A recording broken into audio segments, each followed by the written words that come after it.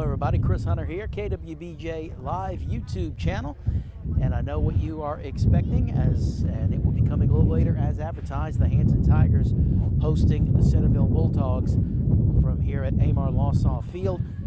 But let me tell you what's going on. The Hanson-Centerville game is actually the second game of a planned twin bill. The first game between Hanson and Highland Baptist is still going on, and to give you a quick review of where we are in the top of the 6th inning. Sorry, my scoreboard says 7th, but it's actually the 6th. There you go. Bottom of the 6th inning. Highland Baptist leading 7-6. Hanson jumped out to a 6-run lead in the 3rd inning. Highland Baptist got 1 in the 4th and looked to be comfortably in control. They gave up a run in the top of the 4th inning, and everything looked all right. And then in the 6th, top of the 6th, it just kind of came apart for Hanson. The pitching just went away. Highland put up a 6 spot to take a 7-6 lead, and now Hanson is sitting here in the bottom of the 6th with 1 out, 2 runners on. And I just thought, well, you know, the fans might want to see this. So let's take a look. We'll jump right in. Now, Aaron Ortego is down below, and he is he's got the rosters. He's got he's getting the lineups and everything ready for our planned game with Centerville. So I have no information here. I'll do my best to try to listen to the public address announcer and pick up players' names here and there, but right now I have no information at all in front of me. You see the batter falling behind 0-2 here. 1 away, bottom of the 6th inning. Hanson trailing 7-6.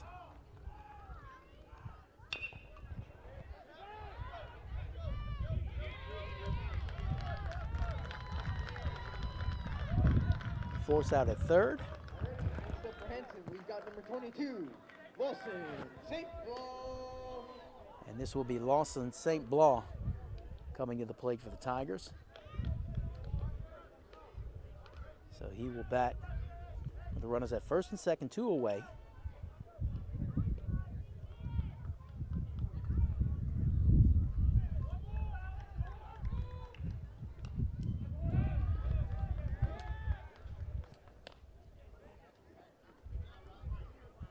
First pitch fouled straight back.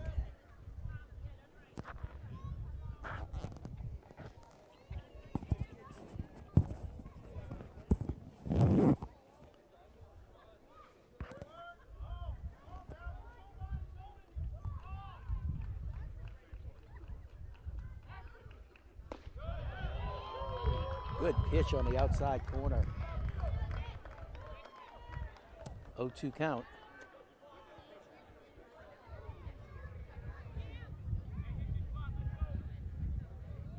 Highland Baptist trying to pull off an amazing comeback here. And they get the called strike 3.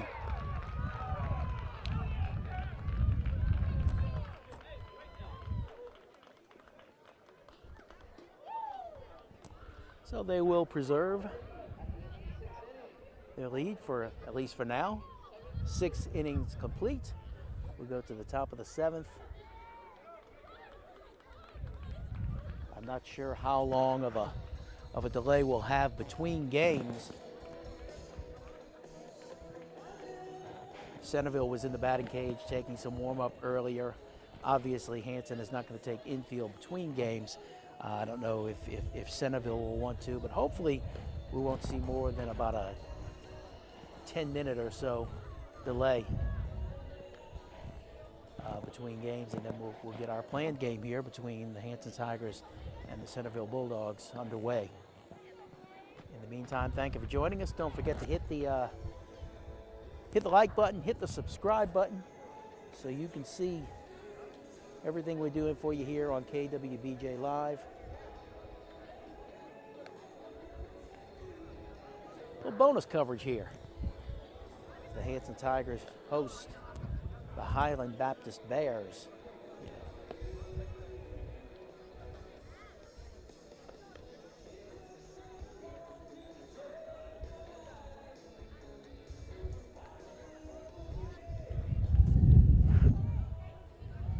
I'll also tell you while we're waiting on the change over to the top of the 7th. That we will be live again tomorrow with quarterfinal playoff softball. The Central Catholic Lady Eagles will be up in New Roads taking on the Catholic of Point Capee Lady Hornets. And that game will start at 5 o'clock tomorrow. We will bring it to you. First pitch starting at 5 o'clock. 2 seed versus the 7th seed tomorrow. Central Catholic against Catholic High of Point Capee.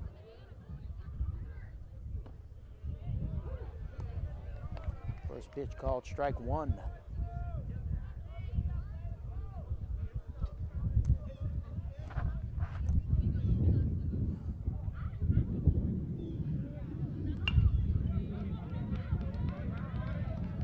Tough play. Gets by the first baseman.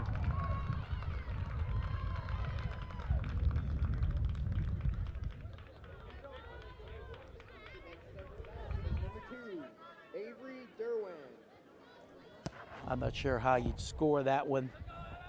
First baseman had a shot at it, but the throw was in the dirt most likely. I think most scorers would call that a throwing error on the shortstop. But it gives Highland Baptist runner on first base. Nobody out, 1-run lead.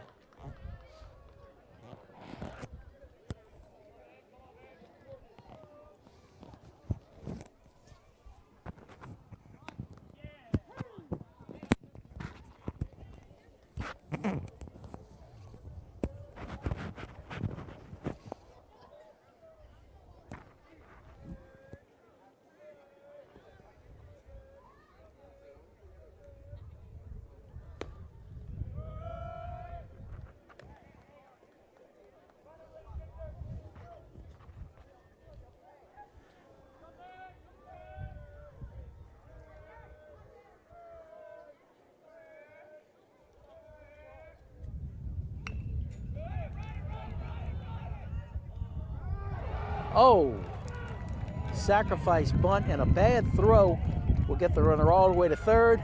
Thought about it. Oh, the coach wanted to send him. Third base coach wanted to send the runner. He slipped coming around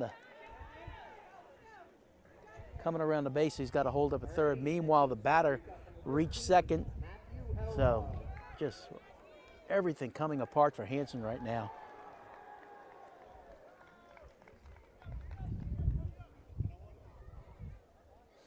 No outs, 2 runners in scoring position.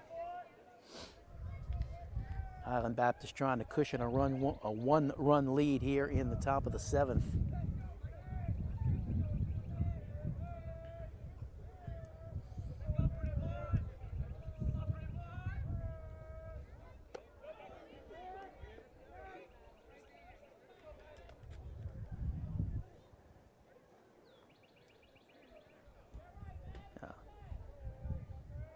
I didn't catch the umpire's call. It's going up on the scoreboard as a ball, so I'm going to go with that. I thought the batter offered at that. I would have called it a strike, but we'll go 1-0. That definitely a strike.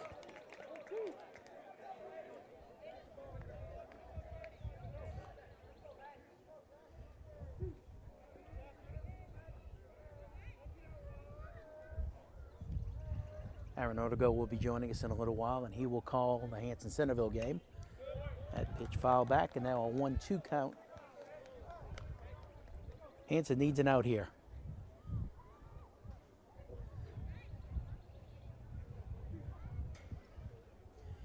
You see the entire infield playing up. Third baseman, second baseman, first baseman, all the way up on the grass.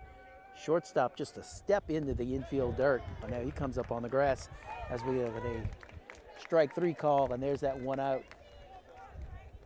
that Hanson really needed in this situation. But still, you don't have a force at first base. You got to think an intentional walk to load the bases and get the force anywhere would not be the worst thing in the world. First pitch fouled back. Again, I apologize. I do not have rosters with me. We wouldn't have had the roster for Highland Baptist in any case, but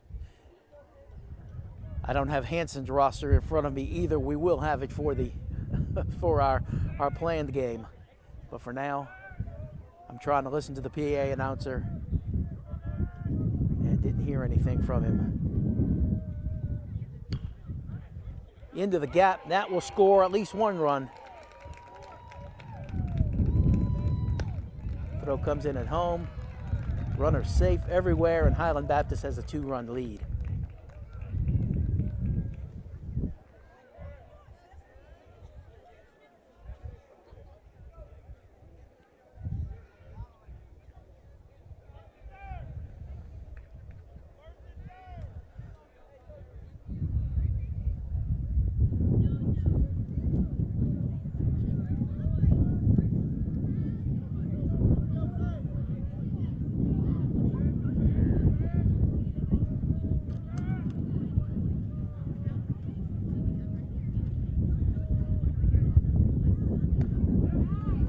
Good look at breaking ball right there. Hard to believe 24 hours ago, Hanson was just riding high, could do nothing wrong yesterday against Central Catholic, a 16-3 win, and just looked fabulous doing it. That's deep fly, well, not too deep, that's gonna get hung up, gonna roll into foul territory, and caught by the shortstop, good job, makes a long run. I apologize if I didn't catch that. The sun comes down from the left here at Lawson Field, and I was a little dazzled by that. Didn't catch. Not sure if I caught the play, but it's 2 outs now. But as I was saying, Hanson just looked so good yesterday, and looked like they were just continuing right along, just rolling right along, 6-0 in the 3rd inning. And then all of a sudden the wheels came off.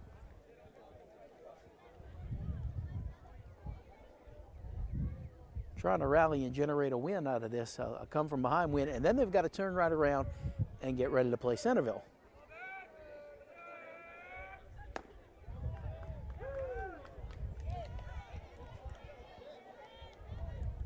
Check swing on an outside pitch, umpire liked it, 0-2 count.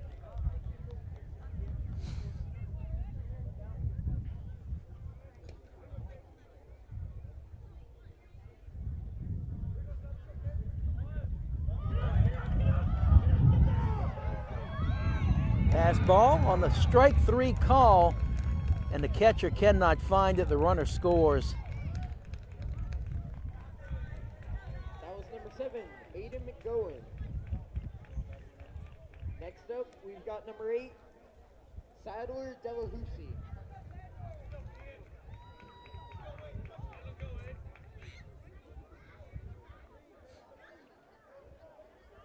And I think Aaron, if Aaron were up here, he would mention something along the lines of hitting and errors tend to be contagious. And that was the 3rd error of the inning for Hanson.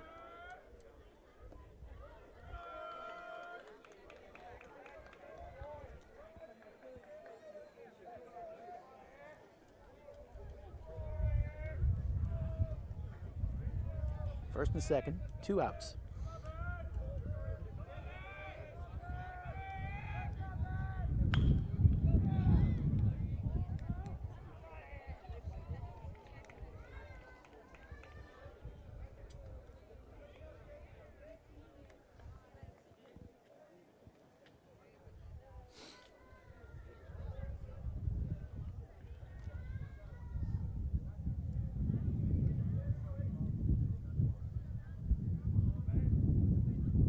This is the 3rd pitcher of the game for Hanson, by the way.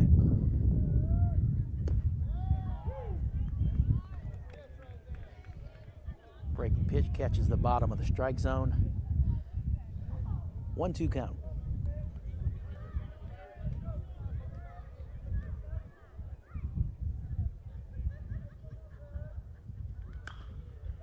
That's hit well down the line. Looks like that's going to trail foul, though.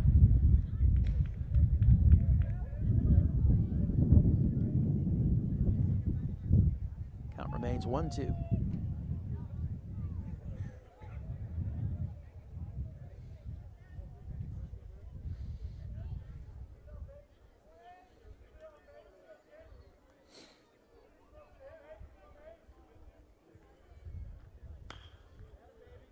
Another one down the line. Gets the coach ducking.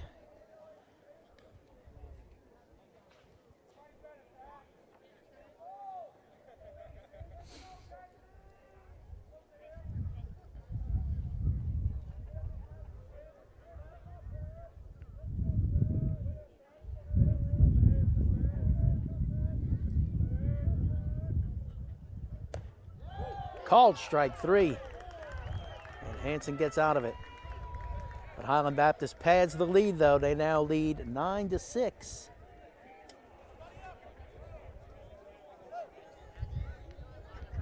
And the Tigers will have some work to do.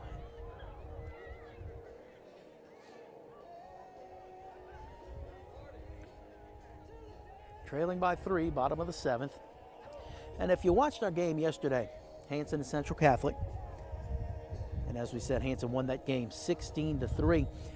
Tony Bobuff, who was calling the game with Aaron, made the point that for Central Catholic, the game yesterday was their third in 2 days. They played a twin bill just as Hanson is doing today. Did that on Monday in Houma. Played Covenant Christian, played Centerville, won both of those games, and then turned around, come back the next day. All the games on the road, traveling to Hanson here, and they lose 16-3, and if it's possible to look good losing by 13 runs, well, that wasn't it. They lost by 13 and they look bad. And Tony made the point that playing 3 games in 2 days, very tiring on a team, and had to wonder if that was having something to do with it. Now Hanson is here doing the same situation.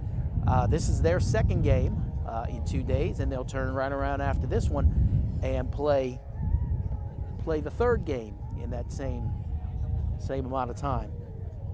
So on top of this emotional roller coaster they're dealing with, huge win yesterday, and now possibly blowing what looked like a very certain game. They still got a chance to come back and get this done, but then they have to turn right around and play a third game. I'm going to go back to it, an emotional roller coaster. Riley Rodriguez will lead off for the Tigers and try to keep this alive. They trail by 3.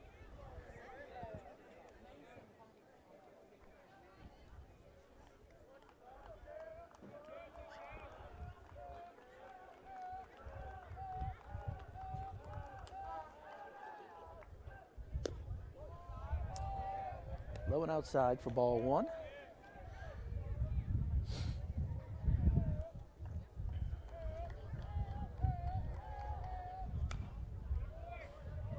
Fouls that one off. Rodriguez had an outstanding game yesterday against Central Catholic. Of course, you could almost say that pretty much about everybody for Hanson yesterday. They played a whale of a ball game.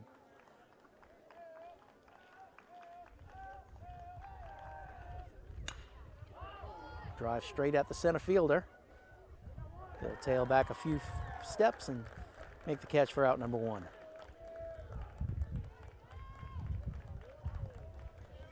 Next up to bat, we've got number 6, Jacob Daniel. Jacob Daniel, number 6, will come to the plate. 1 out, nobody on. Hanson trails by 3.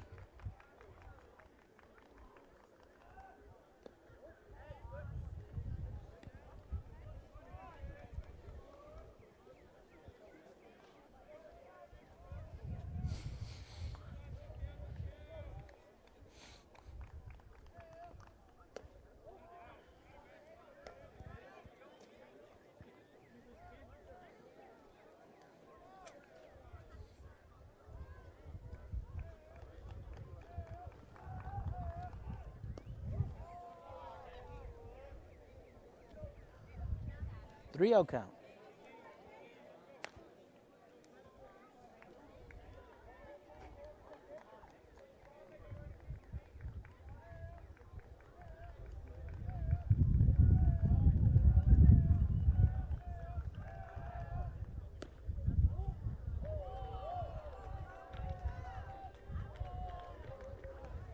That pitch was close, Already at the plate, but it's going to be ball 4. Ethan Judy. And here is Ethan Judice coming to the plate.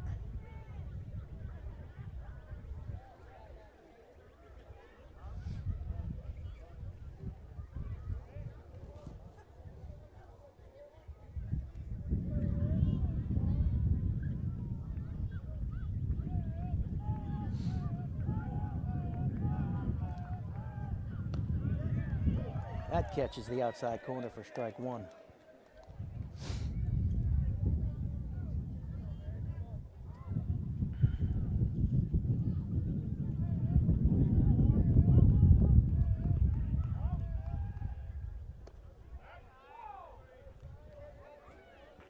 Breaking ball hangs up there.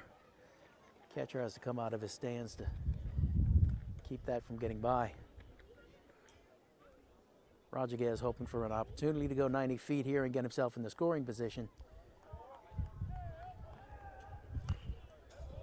Fouled off, and Judice is at 1-2.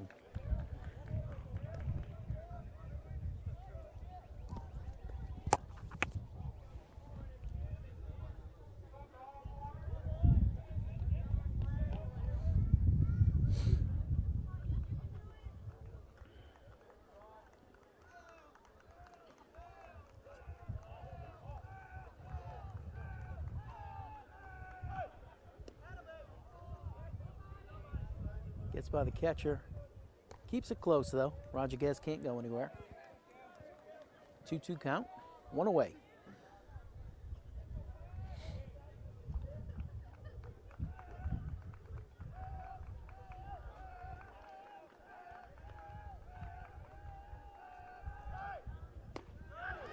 And a big swing for strike three. Hanson is down to its last out. 21, Andrew Smith. Andrew Smith, I believe this is. I hope I heard that right.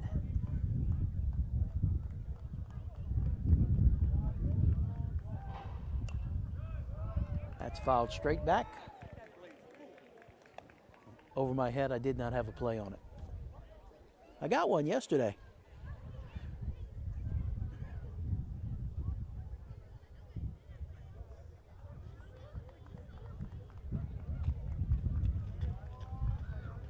Oh, 1 pitch. Fastball hit just past the shortstop. Safe all around. Single for, I think, Smith. And now Colin Fauché will step to the plate, representing the potential tying run.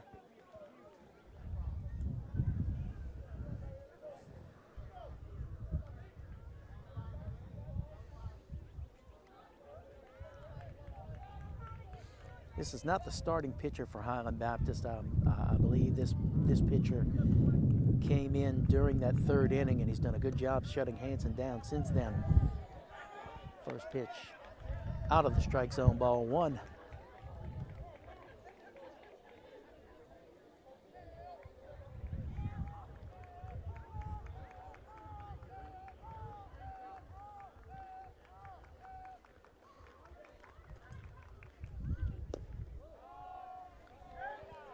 Going away, 2-0. Hanson staying alive here. They trail by 3, but they've got the necessary runners in play here to tie the game. Nice stop by the catcher. But it's 3-0.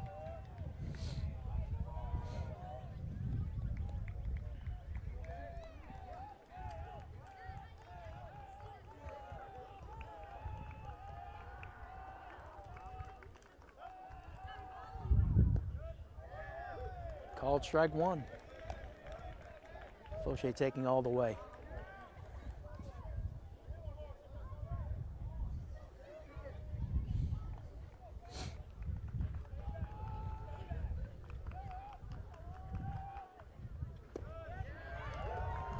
Called strike two.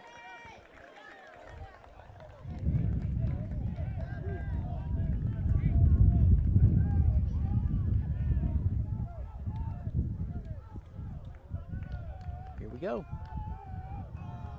Could be the game here on this pitch. Drive to left field. Left fielder will come up, make the play, and the game is over. Highland Baptist with on the strength of a 6-run 6th inning comes from behind to knock off Hanson 9-6. Baptist 9, Hanson And as we said, Hanson will now have to pull themselves together after what is really a shocking loss and get ready to play the Centerville Bulldogs, which hopefully will be coming in about 10 minutes or so. Tell you what I'm going to do. I'm going to leave the stream running. I'm not going to turn this off and restart when our actual game comes up underway. So I'm going to leave us here. I'm going to turn the microphones off now, and however, because they're playing music over the public address, and sometimes the powers that be on this platform do not like to hear music, because we could be looking at copyright issues. But we'll pull ourselves together. Aaron will be up momentarily, and hopefully 10 to 15 minutes or so, we'll get our planned game between the Hanson Tigers and the Centerville Bulldogs underway. Thank you for joining us. KWBJ Live. Stay with us.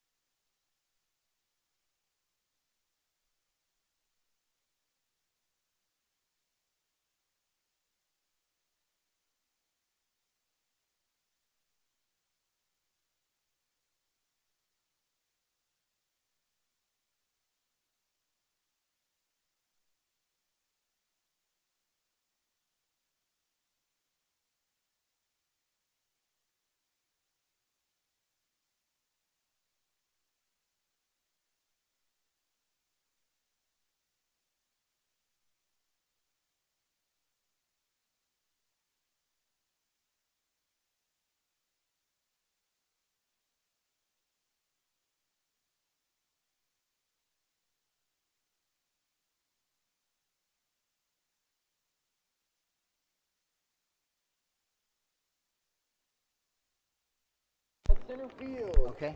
Number 4, Donald Bocard at second All right, base. everybody, welcome back. Number Thank you for 2, staying Coach with us Judy through at what center turned out to be field. about a 20-minute or so Would run everybody between please stand and games. remove all hats for the prayer and national anthem. We're going to pause for the national anthem here.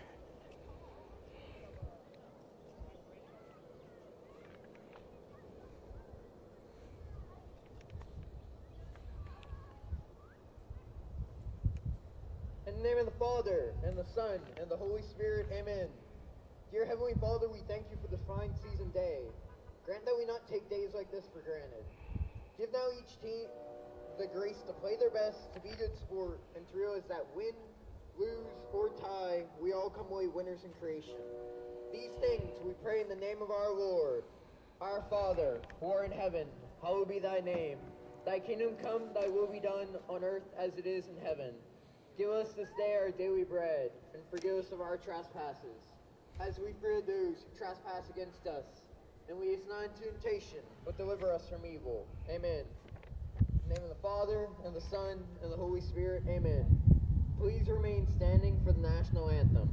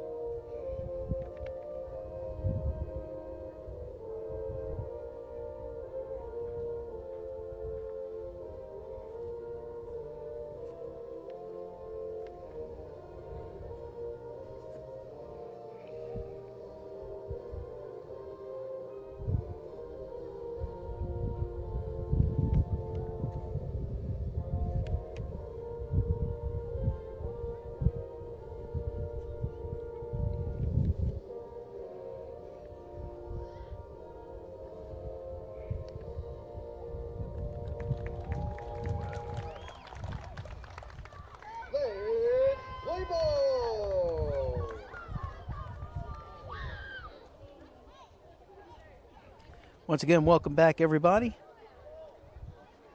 to KWBJ Live YouTube and high school baseball as the Hanson Memorial Tigers get set to host the Centerville Bulldogs.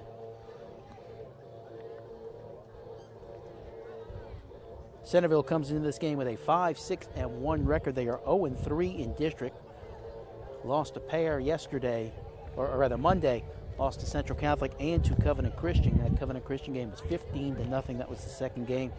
Hanson, as we mentioned, they are on a roller coaster of a ride right now.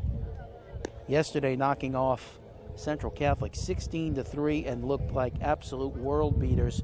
Continued that into a game today with the Highland Baptist Bears for about 3 innings, and then all of a sudden the wheels came off. Highland Baptist, with a 6-run 6th inning, took the lead, and they went on to win 9-6, and now Hanson has to put that one aside and try to refocus here on the Centerville Bulldogs. Hanson is 10-12, 1-1 in district. What you got, Aaron? All right, Chris, we're ready to play some baseball here tonight as the Tigers are finishing their warm-up tosses here today. And on the mound for the Tigers is Andrew Smith. His catcher is Carson Ducey. First 3 hitters for the Centerville Bulldogs are Landon Walden, Nathan Mount, and Tristan Freeman.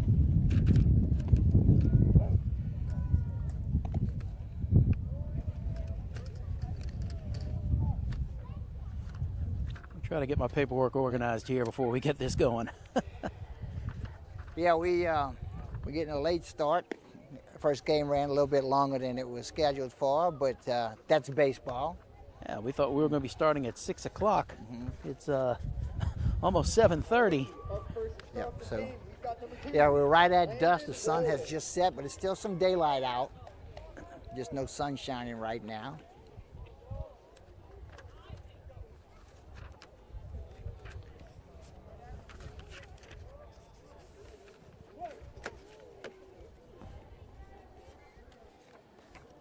Okay, Smith is ready to go, and we are underway with the first pitch.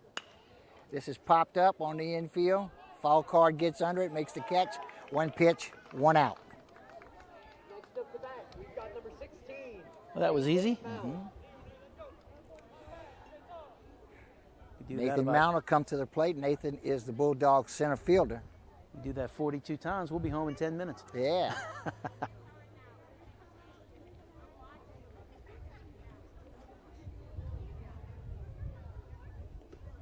This pitch in the dirt for ball one.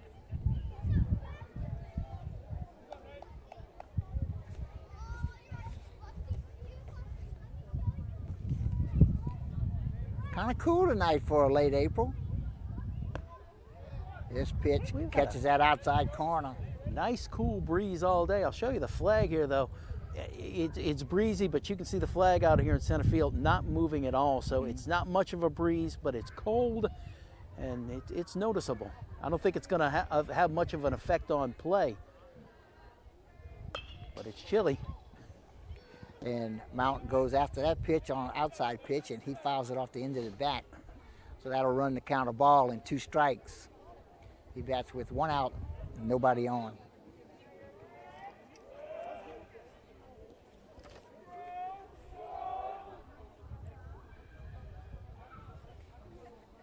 One, 2 is the count, and the batter says, "You took way too long. Let's start this over again."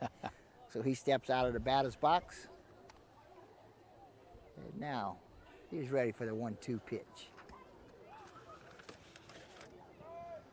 This pitch is low and inside. That'll leave in the count at 2 balls and 2 strikes.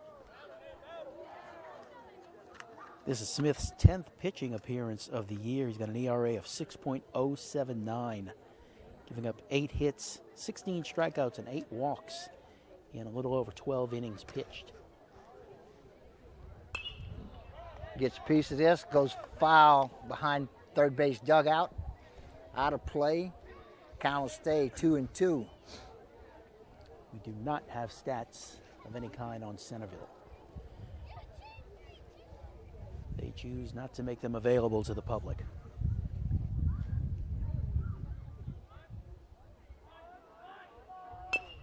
This ground ball hit down third base line. Third baseman comes up, makes the play, throws the first in time for the second out.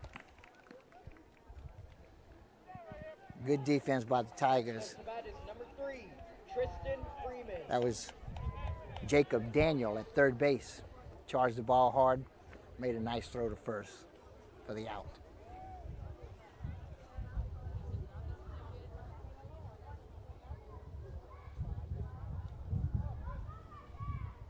This pitch, fastball misses on the outside.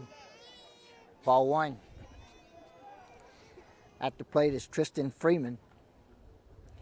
He's the Bulldogs' second baseman.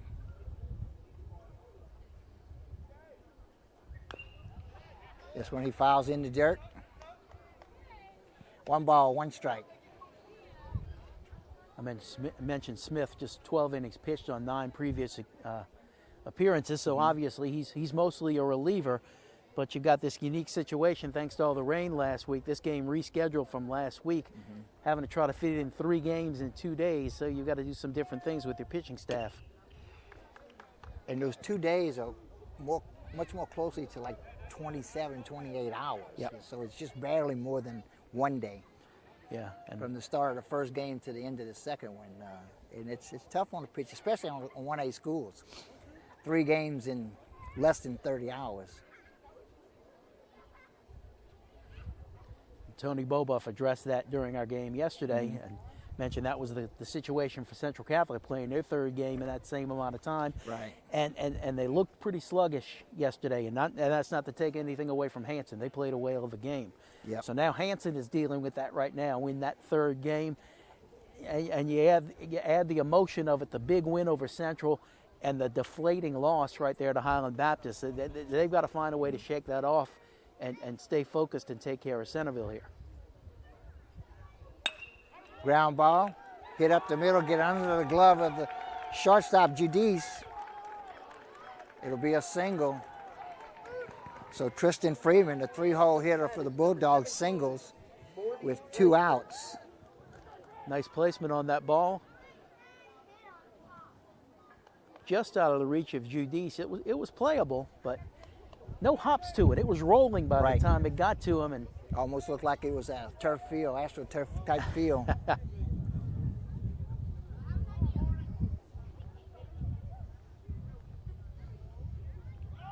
This pitch up high, runner going, throw down. Falcart unable to come up with the ball. And Freeman steals second base. Is in scoring position for Marty Frederick. He's at the plate with a 1-0 count. Frederick is the Bulldog third baseman. First pitch was a ball, it was up high.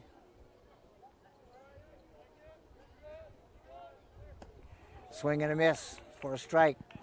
way out ahead of that. Yeah, he was far ahead of that curveball. Frederick bats in the 4-hole, he's the cleanup hitter.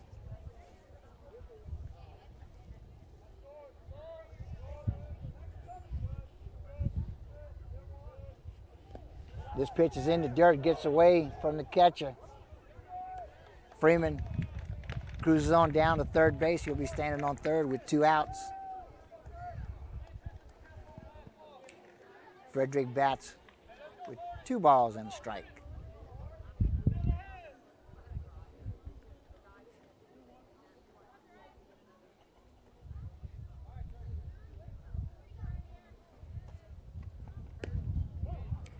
Fastball misses on the outside corner. That'll run the count 3-1.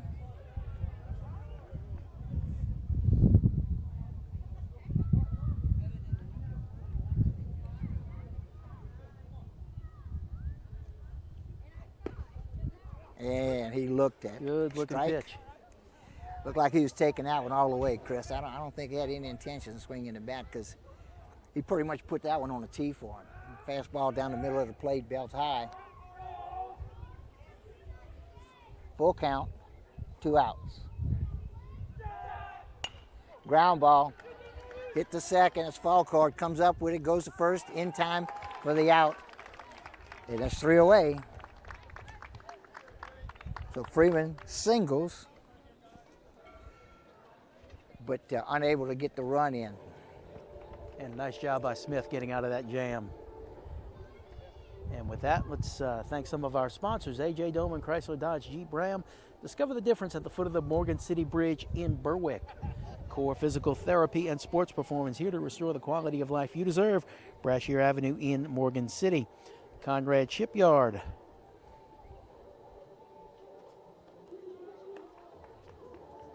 Let's try that again. Conrad Shipyard, serving St. Mary Parish and the marine industry since 1948.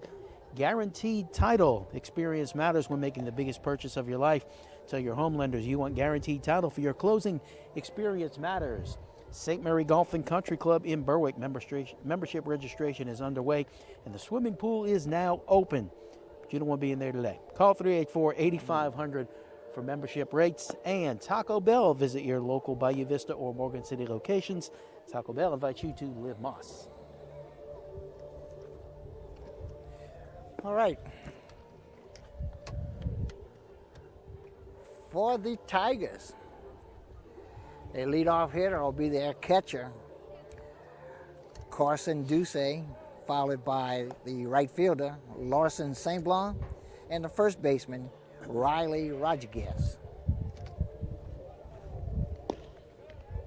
Landon Walden on the mound for Centerville. You see him taking his final warm-ups.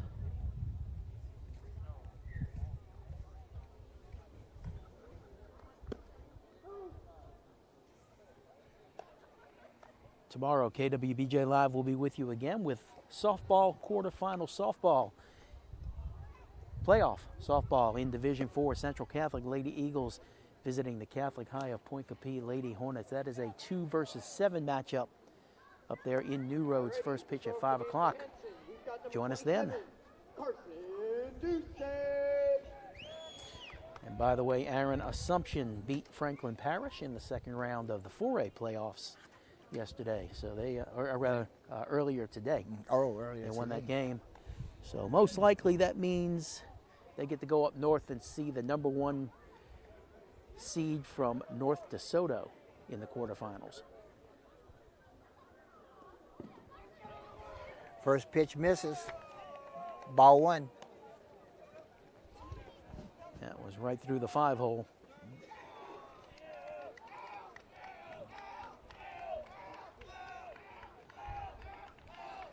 Want to know the count?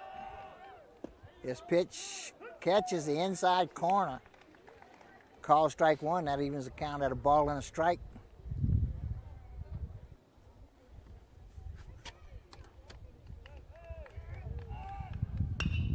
This hit high, deep to left field. Left fielder gets under it. That's Sevenson. Makes the catch for the first out. Nice job. Thought he misjudged that for a second. Got himself straightened out, made the play. Coming to the plate is the right fielder for the Tigers, Larson St. Blanc.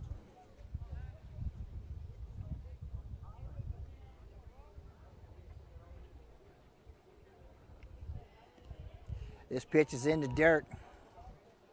It's ball 1. 1 ball, no strikes.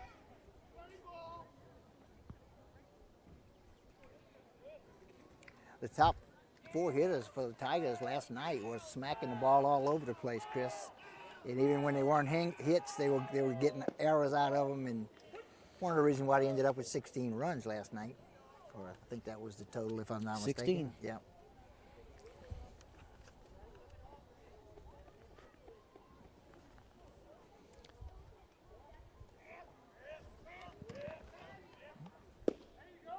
Fastball over the plate for call, strike 2, a ball and 2 strikes.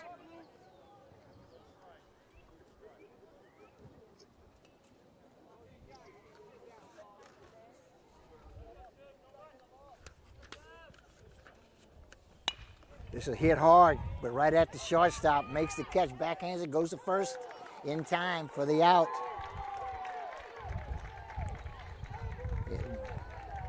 Nice play by the Bulldog shortstop. Next up for Hanson, we've got number 7. So with 2 outs, the 3-hole hitter comes to the plate, first baseman Riley Rodriguez. And I apologize for missing that play, trying to get my paperwork straight. I'll do my best to not do that again. First pitch misses for a ball.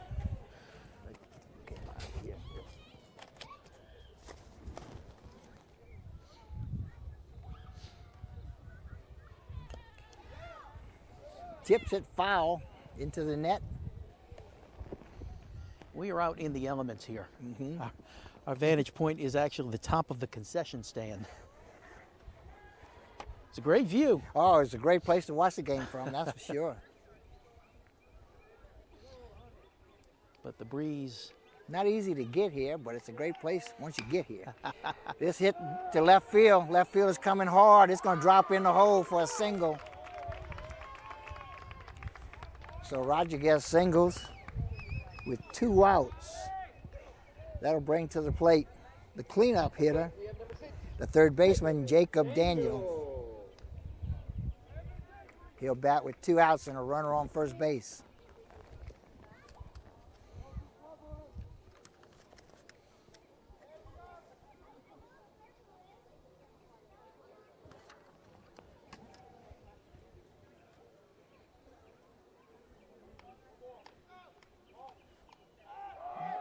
Pitch in the dirt. Bounces off the catcher's shin guard and rolls halfway back to the pitcher. By that time, Rodriguez was standing on second base. So he'll stand there with 2 outs. Now, Walden has shown a tendency early here to put the ball in the dirt. And with that, you know the Tiger runners are going to be ready to go.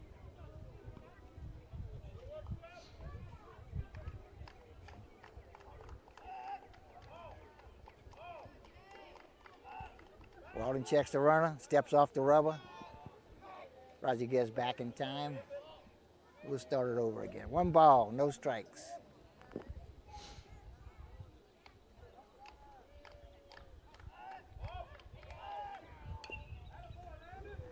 Daniels goes after this one. He fouls it in the dirt. Evens the count at a ball and a strike.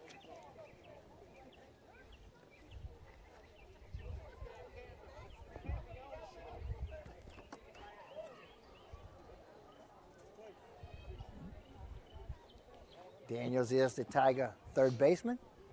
He's hitting .283 on the season.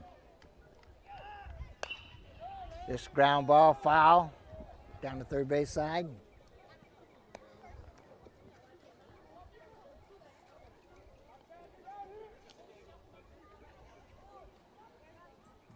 .283 with 14 RBIs. Only 1 extra base hit on the season, a double. Everything else has been singles. And he bats in the cleanup spot. Throw goes to second. Roger gets back in plenty of time.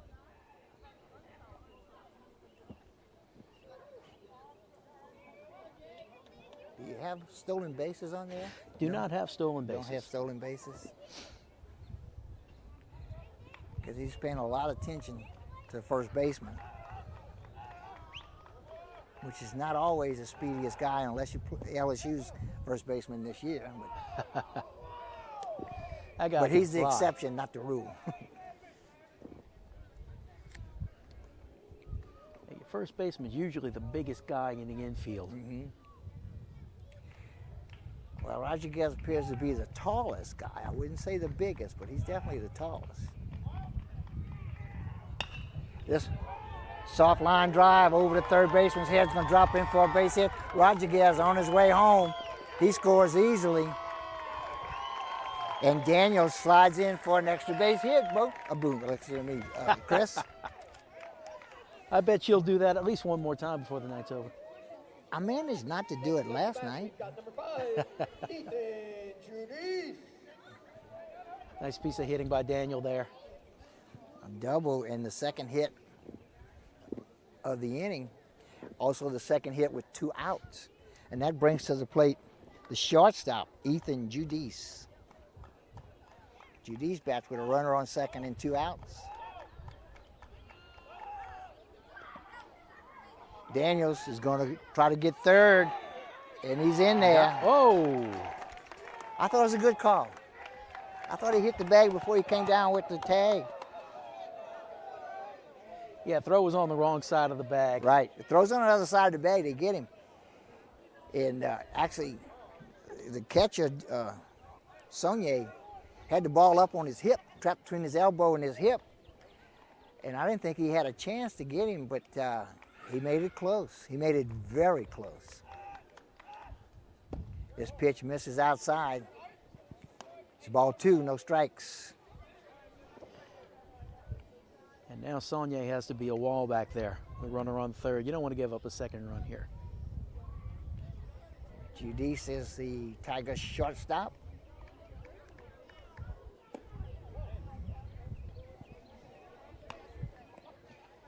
He had him a heck of a game last night. He sure did. Like I said, the top 4 or 5 hitters for the Tigers all had multiple hits. And he was the starting pitcher actually last night, wasn't he? Yeah, I think he did start the game last night on the mound. This pitch misses, so it's a 4-pitch walk. So Judice draws a walk. Alrighty, next up we've got number 21, Andrew Smith. That'll bring to the plate the pitcher, Andrew Smith. He'll bat with 2 outs and runners on the corners. Smith's a .275 hitter, a couple of doubles on the season.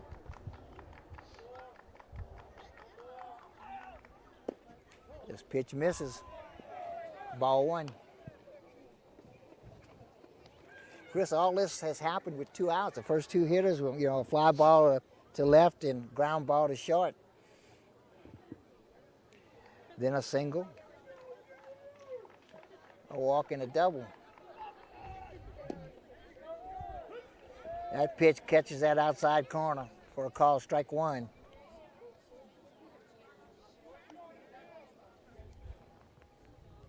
You surprised Judice hasn't gone yet?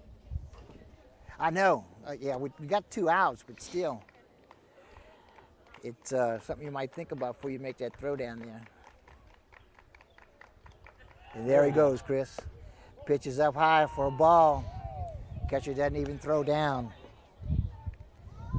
So that puts runners on second and third. 2 balls and a strike. 2 outs.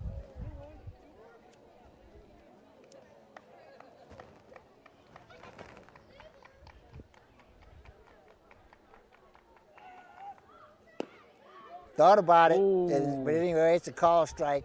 He catches that corner. That was a pretty pitch. 2-2 to count. 2 balls, 2 strikes, 2 outs, 2 on, 1 in. This pitch misses outside. Gets away from him somewhat, but he did manage to block it, knock it down. Didn't roll far away, stayed in the dirt. Runs the count full. Got a full count with 2 outs. Good hustle by Walden coming off the bump and covering the plate.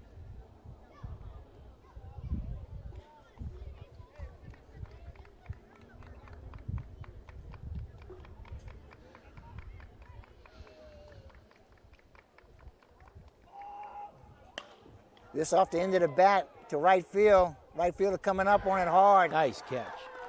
Catches the ball on his way down. Nice catch in the outfield by Derwan. And the Tigers walk away with 1 run. First inning, and Hanson will be the first to score, making it 1-0.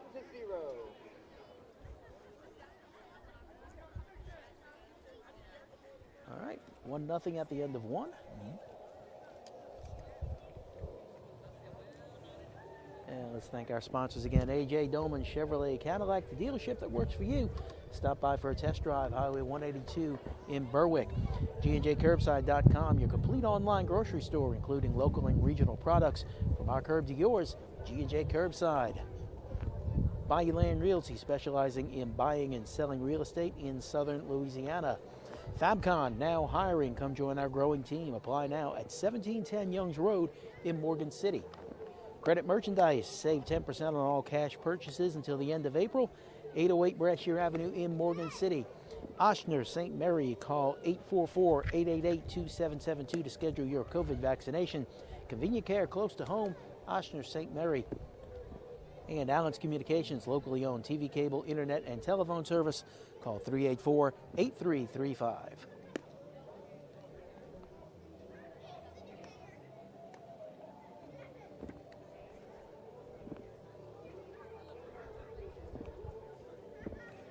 Okay, we move to the second inning. And the first 3 hitters for the Bulldogs are going to be Matt Saunier, the catcher, followed by left fielder Severson, and the right fielder Derwan.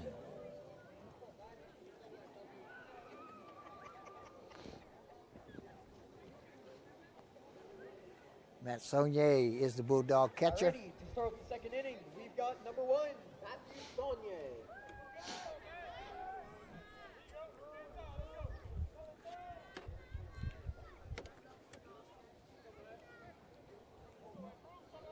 Smith stays on the mound for the Tigers. Oh, First pitch drills him in the side. So he'll take first base. Next up from Centerville, we've got number 13, Harvey Severson. And that'll bring to the plate the left fielder, Carter Severson.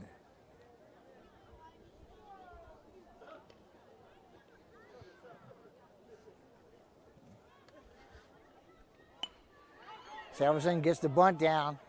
Going to go to first base with it.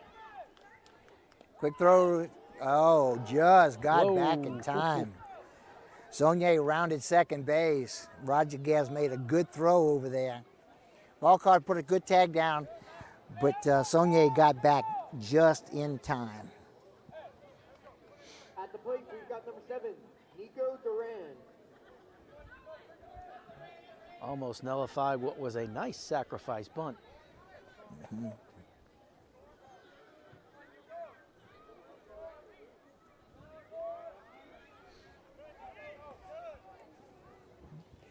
Batter steps out, calls time.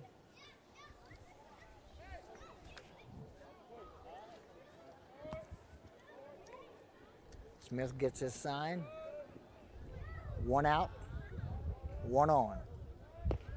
This pitch just missed inside. Good looking pitch though, Chris. Didn't Yeah. miss by much. Senior night here tonight on the Amor Lanson field. I was talking with Amor Lanson downstairs, by the way. He's here And? tonight. And And no, we were just talking. Well, I know him from many, many years ago. He was the principal at LaGrange High Elementary School, Elementary. and my mother was the cafeteria manager. So, kind of know him through my mom from. We're talking about a long time ago now, Chris. But anyway, I just had to tell him hello. That pitch catches the outside corner for a call, strike 1. 2 balls and a strike. a lot of the time when you honor somebody by naming a field after them, it's somebody who's already passed away. It's nice that he's here and gets to see this. Exactly. Ground ball down the first baseline. Nice play by Rodriguez, makes a stop. If he doesn't make that catch, Chris, That's a that run. scores a run. And Duran would have been on at least second, if not third. Evan Louvier. Evan Louvier, the shortstop, comes to the plate. He'll bat with 2 outs and a runner on third.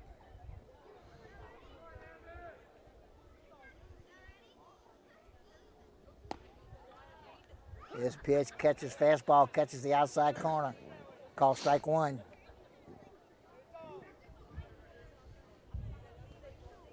One nothing, Tigers lead. We're in the top of the second inning with 2 outs and a runner on third. The hitter, Evan Louvier. Louvier plays shortstop. This pitch, curveball, stays inside for a ball. Ball, 1 strike.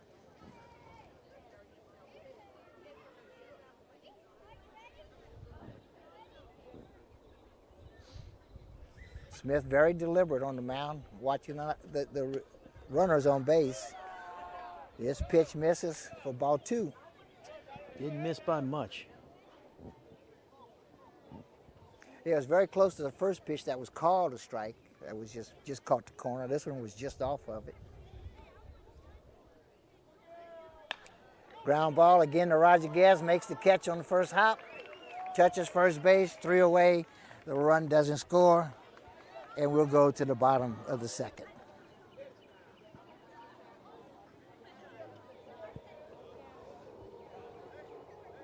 And with that, let's go to our sponsors, AJ Dome and Chrysler Dodge Jeep Ram. Discover the difference at the foot of the Morgan City Bridge in Berwick. Core Physical Therapy and Sports Performance, here to restore the quality of life you deserve. Brasher Avenue in Morgan City. Conrad Shipyard, serving St. Mary Parish and the marine industry since 1948. Guaranteed title. Experience matters when making the biggest purchase of your life. Tell your home lender you want guaranteed title for your closing. Experience matters. St. Mary Golf and Country Club. Membership registration is underway. The swimming pool is now open. Call 384-8500 for membership rates. And Taco Bell. Visit your local Bayou Vista or Morgan City locations. Taco Bell invites you to Live Moss. Live Moss. I guess I pronounced that right. It was close. You know, when we were on the way to Franklin here earlier, we were talking about February baseball. And Right. it can get a little uncomfortable. Read Yeah. cold And this is kind of starting to get like February baseball here in Yeah, April. It's a little cool. Late April. You know, Chris, I know I told you this earlier. I walked out of my house to come here today with shorts on. And I said, wait a minute, I was outside earlier. It was a lot warmer than this. I said, so I went back in and put them jeans on. I'm really glad I did, but I really wish I'd have grabbed the jacket while I was at it. I left for work at 8 o'clock this morning, took 2 steps, turned right around and went back for the jacket. Jacket, yeah. First 3 hitters for the Tigers will be the bottom 3 hitters in the order, starting with Colin Fauché, Tiger left fielder, be followed by Donald Folkard, the second baseman, and the center fielder, Alex Judice, will be the 3rd hitter into this inning. Walden stays on the mound for the Bulldogs. Alrighty, starting off the second inning for the Tigers, we've got number 11, Colin Fauché. Tigers made contact last time. There were no strikeouts, so everybody made good contact. They had a couple of fly balls to the outfield, a ground out in the infield for the 3 outs, but then we had a walk and a couple of base hits. Scored a run. I believe they put 4 balls into the outfield. Right. Nothing really deep, but just making good contact. Just off the handle, fouled straight back out of play. Nothing in 1.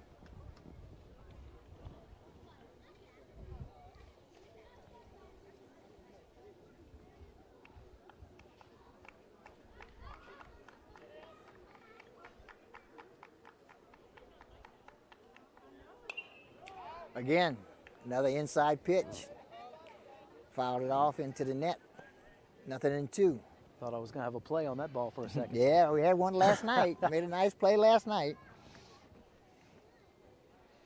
I did turn that ball in. Well, good for you.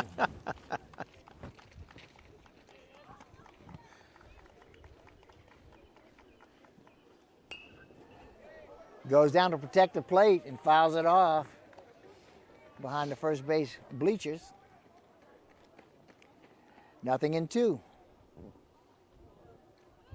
So Fauché, he's up there getting his cuts, Chris. He swung at all 3 pitches, fouled them all off.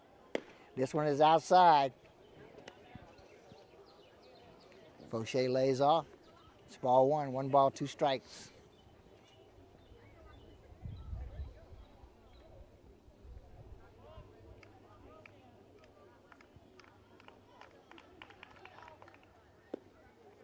Oh, Ooh, I thought this pitch was going to be a little bit low, but he caught that curve ball for the strike.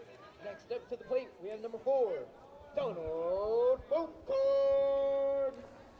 So the Pitch one came time he in doesn't swing, Chris. from the inside and just dropped off the table. Pretty pitch. So with 1 out, Donald Folkard comes to the plate. He's the Tigers' second baseman. Bases are empty with 1 away. First pitch, fastball strike.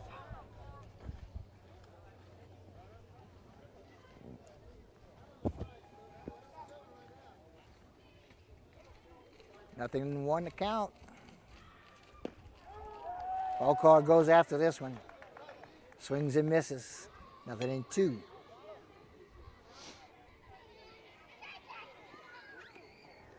Walden, Chris, this half inning is much more in control of his pitches. He was throwing out a good bit all. Ooh, that was.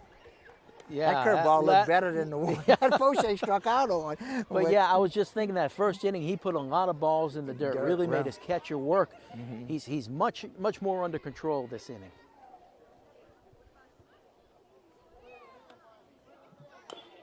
Just fouled off down the third base line.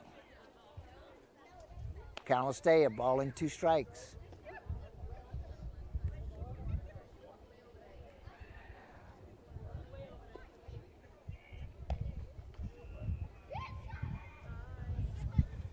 One ball, 2 strikes, 1 out, nobody on base. Foul card hits in the 8 hole. On deck is Alex Judice. Ooh, this is a pretty curveball right here. And Second strikeout looking. And again, very similar to the pitch Mm-hmm. that he froze Fauché on. We've got number 2, Alex Judice. That'll bring to the plate center fielder, Alex Judice.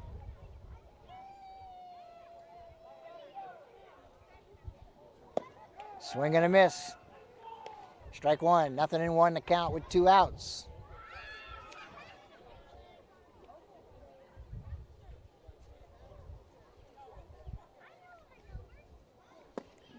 This fastball catches the corner. Nothing in 2 for him. So with the 3rd hitter in a row, he goes up, nothing in 2. So the 0-2 count against Judice with 2 outs and nobody on base. On deck, we go to the top of the order in Carson Duce. This pitch in the dirt for ball 2.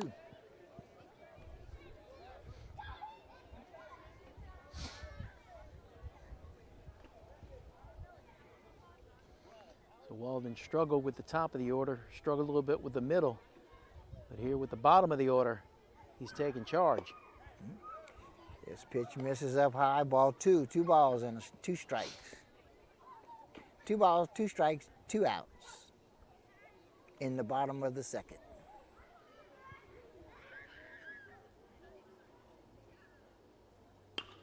Reaches out, slaps this one over the second baseman's head, and this is going to drop in the hole. Good job of hitting right there by Judice. He just stayed with the pitch and just reached out and tried to get him on that curveball again. Yep. Judice just reached out and made contact with the ball and just forced it up and over the second baseman's head, drops in for the base hit. Really just protecting the plate more than anything. And Yeah, fortunately, one of those seeing eye singles right. they talk about. We'll move to the top of the batting order in Carson Duce, who flied out to left field his first at bat. Let's see if Judice will be running. There he goes. This popped up straight back over our heads and behind the concession stand somewhere. Somewhere around the railroad tracks, which we're not very far from. Nothing in 1. Train passed just before we turn the microphones on. I'm sure there'll be another one coming along shortly.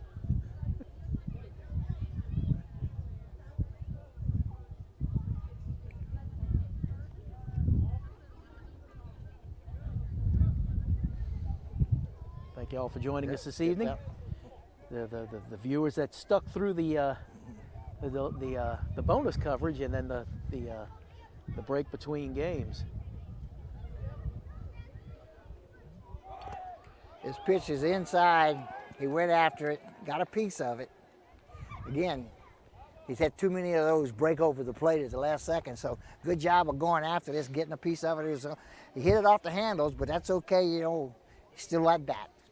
You know, he's still batting with 2 strikes, and for the 4th consecutive hitter, Walden is up in front, nothing in 2. And what he accomplished with those 2 called strike threes, now he's got Hanson's hitters worried about the inside of the plate.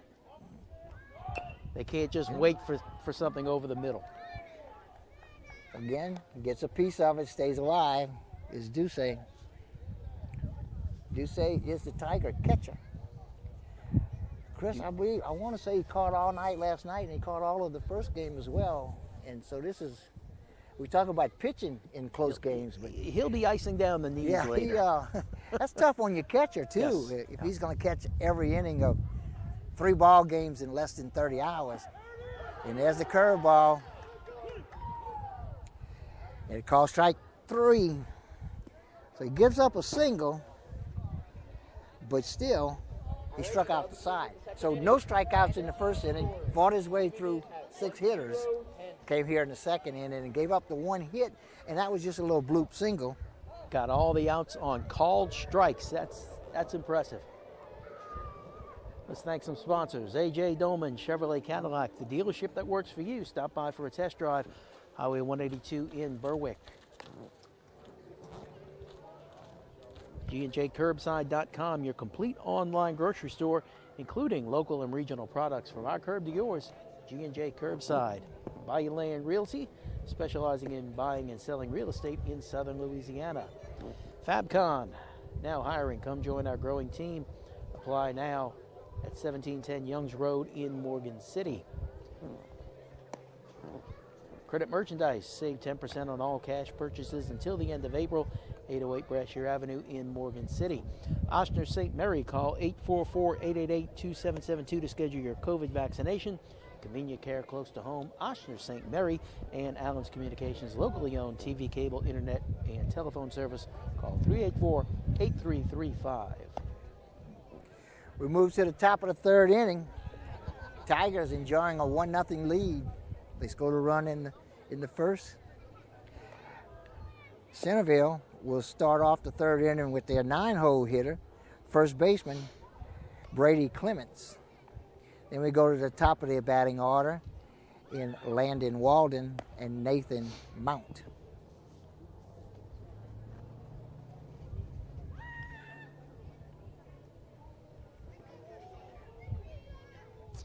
Had to wait for Duce to get geared up after making the final out at the plate. And as you mentioned, this is senior night for 4 seniors. Andrew Smith, Carson Duce, Donald Fulcard, and Lawson St. Blanc. I do not have that on the roster, but conveniently they have painted their numbers. The numbers are painted right behind home plate.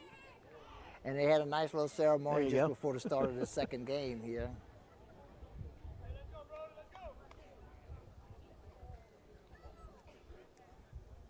Smith stays on the mound for the Tigers.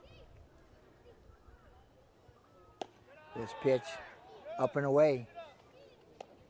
Ball 1.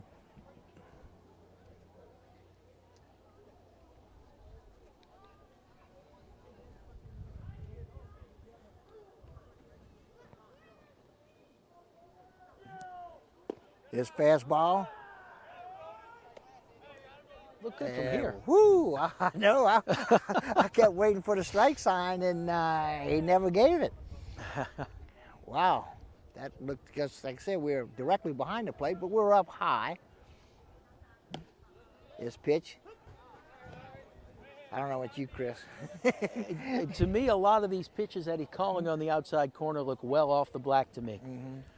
But this pitch, it's a different angle. It didn't look nearly as good as the first one. From where we're sitting, anyway. Hit up the middle, off the heel of the glove. And the runner will be safe at first. Next up to bat, we've got number 2, Landon So Walden. they'll move to the top of the batting order for Landon Walden. He popped up to the second baseman, his first at bat.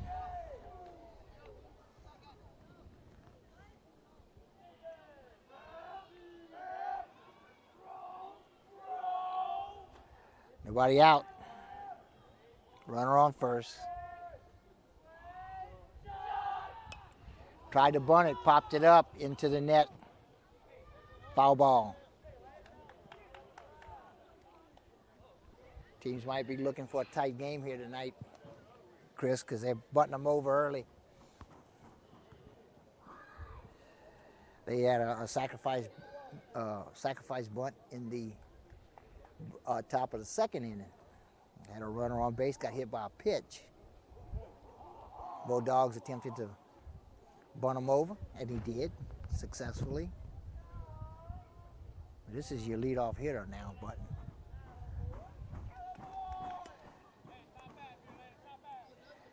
Last time it was Carter Sevenson who bats in the 6th hole. And this is Walden, the pitcher. And leadoff hitter. Fastball misses outside. 1 ball, 1 strike. Didn't show bunt.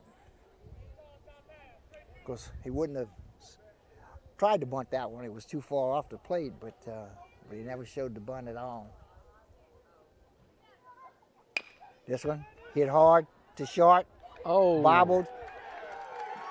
Makes a bad throw, and everybody is safe.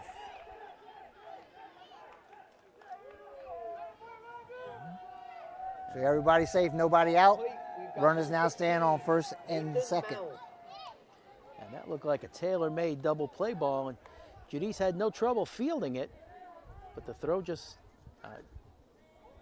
did the throw get away from the second baseman, or did he Well, make a bad throw? it kind of, they were close. He might have put a little bit more on it. It just, it would have been late anyway, I think, because he did bobble the catch a little bit. And tried to get the throw. I thought he had a better chance if he'd have went to first. But he went to second, didn't get the out there. Fortunately, didn't hurt him. Didn't hurt him in the sense they didn't give up an extra base because of it. First pitch misses, outside, ball one. And fortunately, the runner had slid. Otherwise, he might have tried to go for third. Gets the bunt down. Going to go to first base with it. And couldn't come up with the throw. And everybody is safe as the Tigers kicking the ball around a little bit here. The throw was a little bit low, but it should have been caught. It would have got the out. And this happened to Hanson late in the Highland Baptist game a little while ago. Exactly right. They had a 6-0 lead and lost the ball game, I think, what, 9-6? They gave up 6 runs in the 6th and 3 more in the 7th. And I even used your line about errors being contagious. Oh, they are. Oh, my goodness. And all of a sudden, we're getting another case of those error hiccups here in the nightcap. Bases are loaded with no outs. No outs.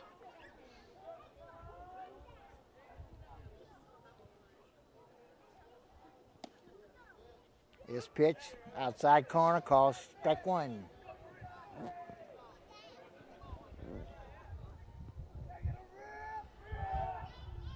First and third are playing in, thinking about the play at home. In the middle, they are at double play depth. At the plate is the second baseman, Tristan Freeman. He singled in the first.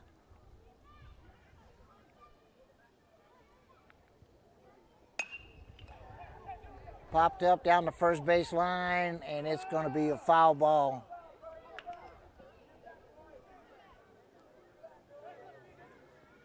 Count stay 0-2.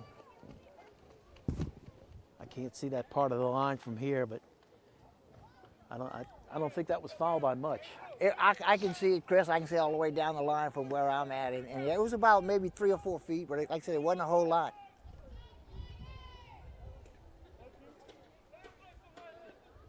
0-2 count here.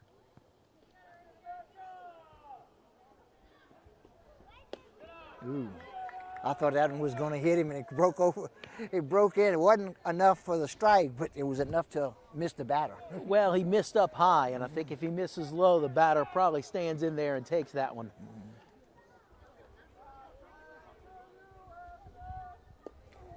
Swing and a miss for strike 3. And Duce reaches up and tags him because the ball hit the dirt. But he was not necessary because there was less than 2 away and a runner on first base. Right. So he didn't have to do that, but better to do it and not need to than need to and not do it. Well, with the runner on first, you can't try to stretch that anyway, regardless of the number of outs.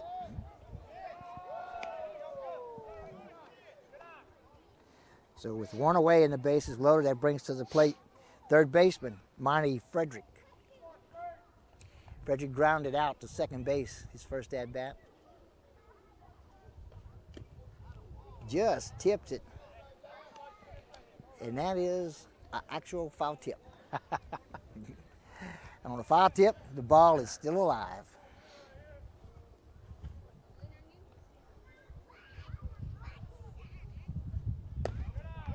Fastball misses up high.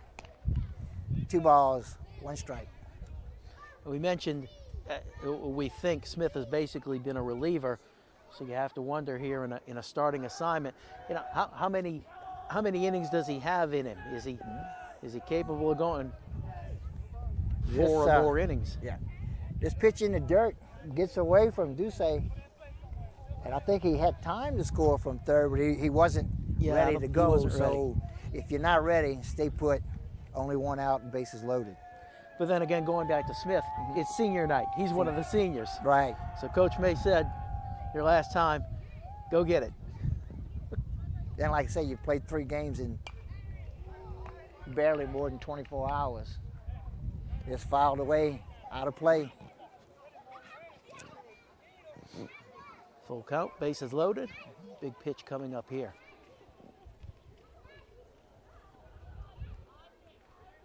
Runners get their leads. Infielders are in on the corners, straight away in the middle. Pitch misses up high for ball 4. And that'll bring in a run.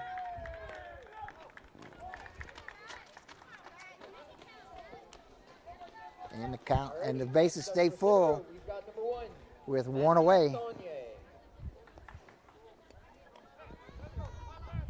Bringing to the plate the catcher, Matt Sonye.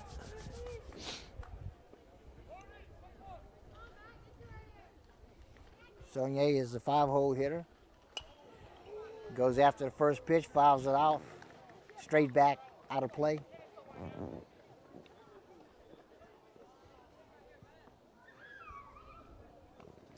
Seen a lot of cars hit by foul balls over the last 2 days. Yeah. I'm parked in the next zip code. Oh, this hits him on the Got him. elbow. Wait, No. he's going to call it. Yeah, you know, Chris, a lot of people argue about that, but you see that big plastic piece he's got on his elbow? I see it. He don't stick that elbow out there without that on his elbow. That's true. And I think I Probably see this true. in major leagues. They got braces half from their shoulder down to their wrist, and they leave that elbow out there because they know it's not going to hurt. And in this case, it's an RBI. So he's going to call it I guess he called it a ball. It's not up on the scoreboard. No, he ruled it a strike. A strike? Or at least that's what it is on the scoreboard. Look out, here we go. Gets away, gets it down, got him at home. Nice Good job play by Duce. Duce and by Smith, both of them. Smith comes in to cover. So wow, what a turn of events. Instead of having a hit batter and a run scored, next pitch gets away from the catcher, bounces back to him, he gets the ball to Smith. Smith makes a good tag. So now we have 2 outs with runners on second and third. Well, I'm going to show you here. There's not a whole lot of room between home plate and the backstop here. No. And it's a cinder block backstop. Right. Ball comes off of it hard. Duce did a good job getting out of his stance and getting to it, but he didn't have to go very far. No. That helps. And Smith comes immediately off the mound and covered the base, and covered home plate.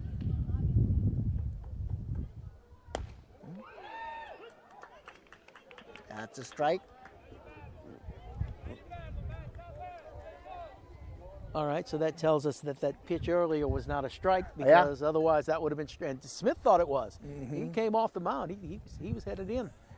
I didn't think he didn't swing he must at be it. at 2-2 He now. didn't put the bat out there. He put his elbow out there. Okay, that'll run the count full. Full count. Runners on second and third. Yeah, we never saw a sign from the ump on that pitch, so I went with what the scoreboard said. Yeah. Full count now. The pitch wasn't in the strike zone, No. and he didn't swing. This pitch misses for ball 4. So the catcher, Sonye, draws a walk, which again loads the bases. We have number 13, Carver Severson.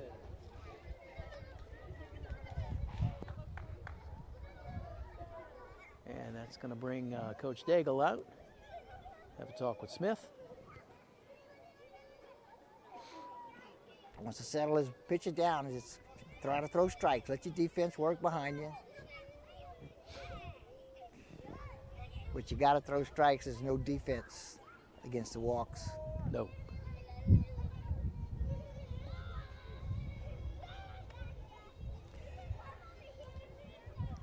And you They want to both- remind him here with the bases, you don't have to worry about the bases loaded with 2 outs. Just take care of the hitter. Take care of it. All you need is an out. 1 out anywhere, and strikeouts work just fine.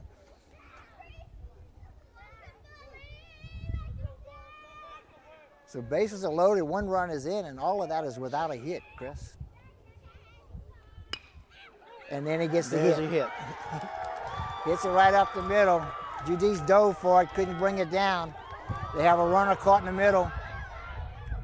And they're gonna work the run down and make the tag for the 3rd out. But I think 2 runs do score. 2 runners did come across the plate.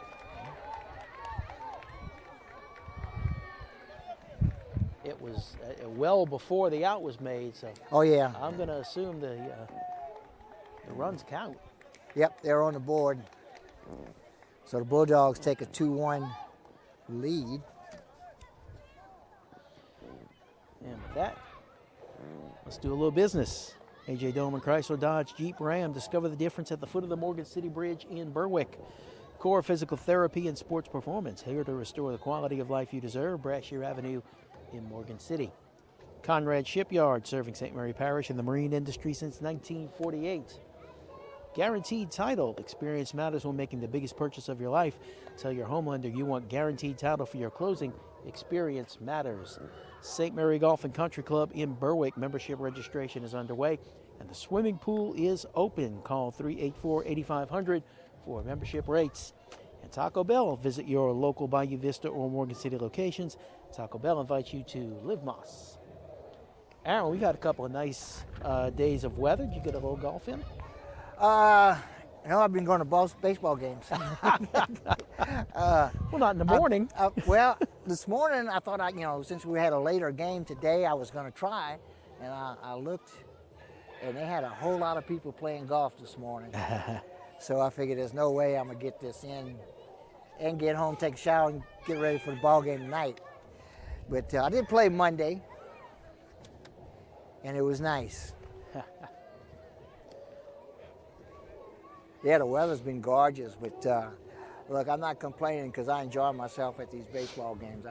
I love baseball. I like high school sports across the board, all of them. We should get one more day. Yeah, and so, we got plenty of time to play golf. I'm enjoying myself at these baseball games. Like I said, high school sports to me is an outstanding level of sports to watch. I mean, you have good athletes out there that can play ball. But they're not professionals. They're not even college kids. But it's fun to watch. I enjoy it. Yeah, Always have. COVID has made it a very interesting year for us here at KWBJ. And a lot of people have asked me over the years why we don't do baseball games anymore. I think we stopped doing baseball around 1997 or No, I can tell you. so. I can tell you exactly when we stopped. Go ahead. 1992. 92? The year Andrew came through. Ah, okay. Because prior to Andrew, I was out by then. Yeah. I was not here. Prior to Andrew, we were doing football, basketball, and baseball. Then, of course, Andrew comes through just before school starts, so we didn't do anything that year. The following year, we went to just football. And we did just football up until this year, I think. And I can tell you the reason we never went back to baseball, because people do ask me that now and then. First of all, we went to a daily newscast that really interfered with the ability to come out here and do an afternoon baseball game. Right. But also, and now that we've kind of looked back at it, most of the ballparks around here have made a lot of changes in the facilities, and we just can't get the truck and the equipment close to them like we used to be able to do. Right. But we can do it this way with the single camera setup. And take you live right here to YouTube, and I'm sure we'll talk about this again next spring. I don't know what's going to happen with baseball or football or volleyball or basketball yet, but I think there's a pretty good chance we'll do this again next year. I sure hope so. It's been fun for me. And at the plate, leading off the bottom of the third, is the right fielder, Larson Saint-Blanc. Saint-Blanc grounded to short. His first time up. He made a very nice sliding catch to end the game last night against Central Catholic. He sure did, yeah. Just fouled off, straight back. Counts full. On deck is first baseman Riley Rodriguez.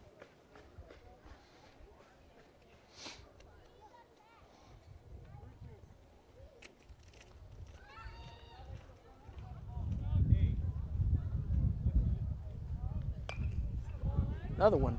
This, oh, that Another made car hit. solid contact with a car. I think Did not that got sound good. just below the. It hit the either door. broke a window or dented a door or something. It did some damage. I I saw. gotta feel like. I saw the door flex. Yeah. I couldn't tell if it hit the window, but I said we saw a windshield get broke last night and a sunroof take one earlier Well, during the Highland Baptist game. That's one, Chris.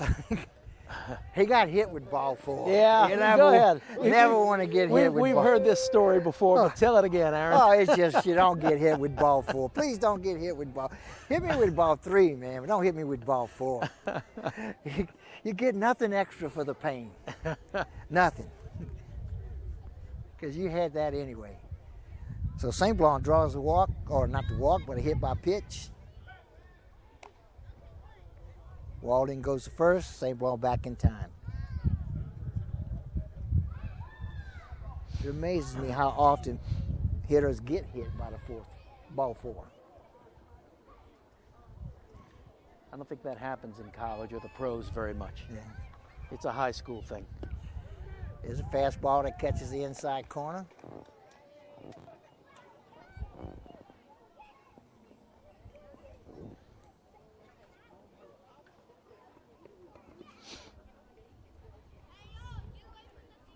St. Blanc takes his lead at first. The pitch, inside, high and inside. No, he held up on that one. You always check just in case. Base Yeah. umpire says no. Guy on the field has a different view, just like we do from up here. Mm-hmm.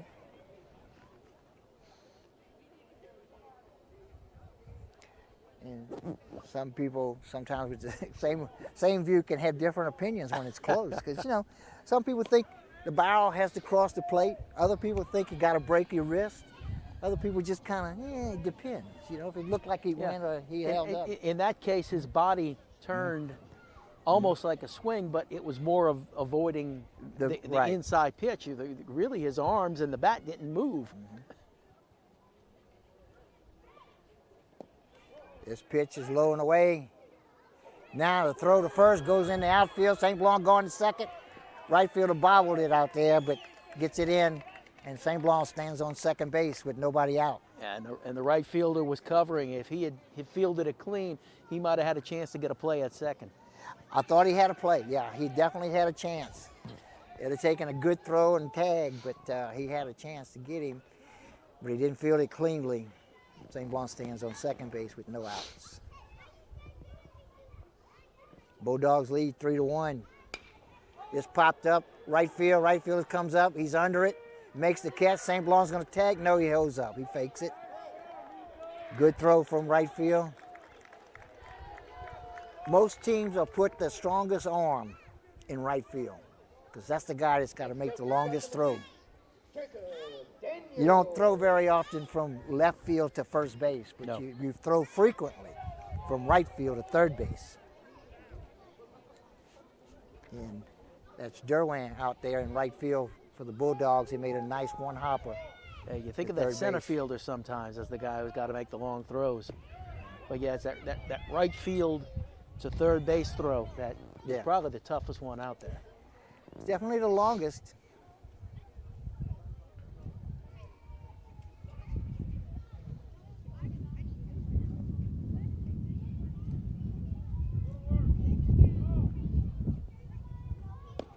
This pitch, I thought it was going to be, it was a curveball, but it did catch the corner. Yeah, I thought that was out of the zone as well. Yep. But as you mentioned earlier, Chris, he's got a wide strike zone. He Especially does. that outside corner, even on the That's a inside big too. outside corner. He's giving them some stuff on it, and he's giving it both ways. It's not Yep. just one side or the other either. I mean, it's been consistent with that.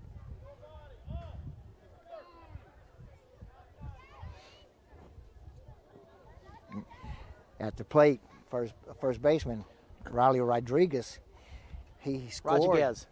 Yeah, and I know that. I'm the one telling y'all that all the time because it's Rodriguez.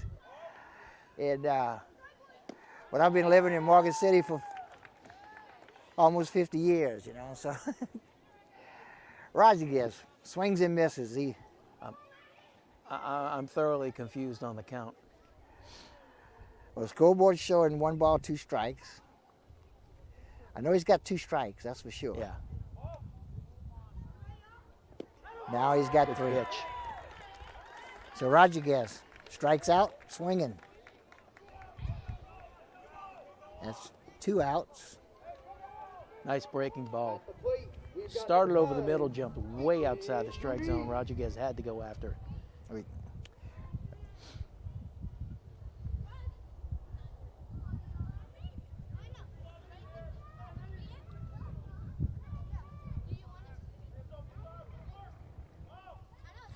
Ethan Judice, the shortstop, is at the plate. The ball gets away from the catcher. St. Blanc's going to third. It gets away from third. He's going to come home. We're going to have a play at the plate. The throw is off the mark, and St. Blanc scores. Hey, Chris, I love this kind of baseball. Aggressive, base running, make things happen. I started to mention this earlier when St. Blanc didn't go to third on the fly ball to right, but he faked the throw. Make them throw the ball, see what happens. And then he I'll held tell you up. what, that Yeah. was a 2 bases on 2 errors. Good throws would have had him at third and at home.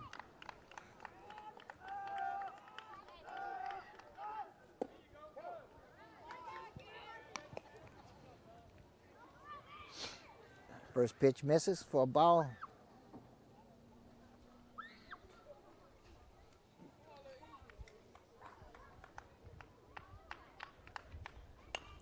Pops this up, straight back out of play. Judice walked back in the first inning.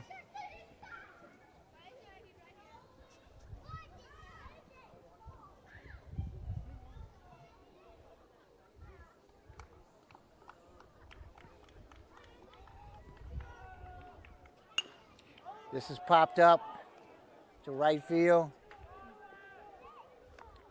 Making the catch is Derwan for the 3rd out. But the Tigers do pick up another run and close the gap to 3-2. Already, that'll be the end of the 3rd inning.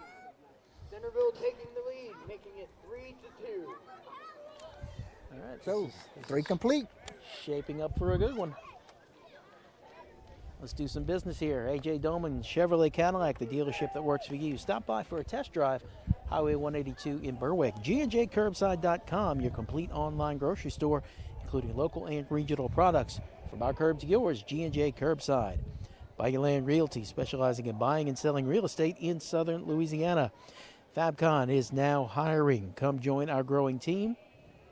Apply now at 1710 Youngs Road in Morgan City. Credit Merchandise, save 10% on all cash purchases until the end of April. 808 Brashear Avenue in Morgan City. Oshner St. Mary. Call 844-888-2772 to schedule your COVID vaccination. Convenient care close to home. Oshner St. Mary and Allen's Communications. Locally owned TV, cable, internet, and telephone service. Call 384-8335.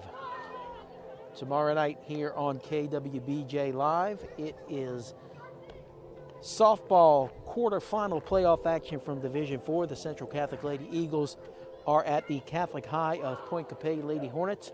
That is a 2 versus 7 matchup. First pitch at 5 o'clock. And you can see it right here on KWBJ Live with Aaron Ortego and a color announcer to be named later. To be named. I know him well. He's worked a lot with us this Yeah. year. Yep. So we move to the 4th inning. At the plate for First- Centerville, first- we've got number 7.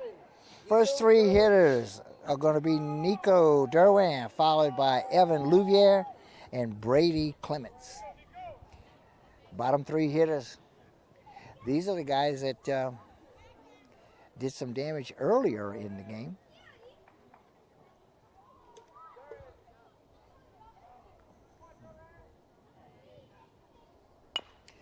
Ground ball to short. Good catch, good throw. Excellent play right there. That looked more like Judy's. Yep, Judice did a great job right there, 6-3 for the first out. Next up to bat, we've got number 8. That'll bring to the plate the shortstop, Evan Louvier.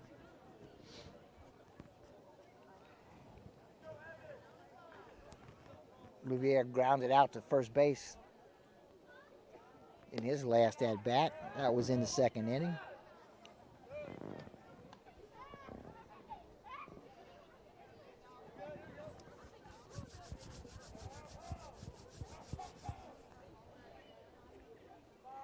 The 1-0 pitch from Smith.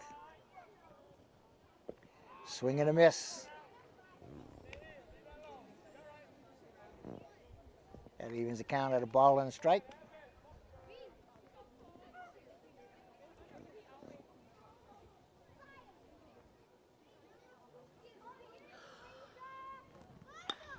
This popped up to right field. St. Blanc camps underneath it. Makes the catch for the second out.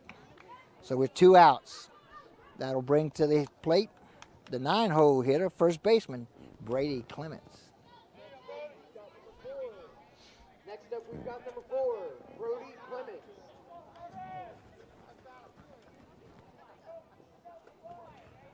I called him Brady. It's actually Brody.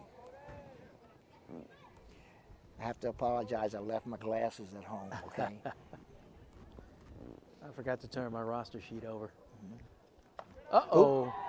This hits him in the helmet. And that's why you wear a helmet. Curveball stayed inside. Hit by pitch, he takes first base, and that'll bring us to the top of the batting order in Landon Walden. It's amazing sometimes to go back and look at some of the old video from the 50s or so when they did not have batting helmets. Right. Willie Mays, Mickey Mantle types just standing in there with their cap. No thank you.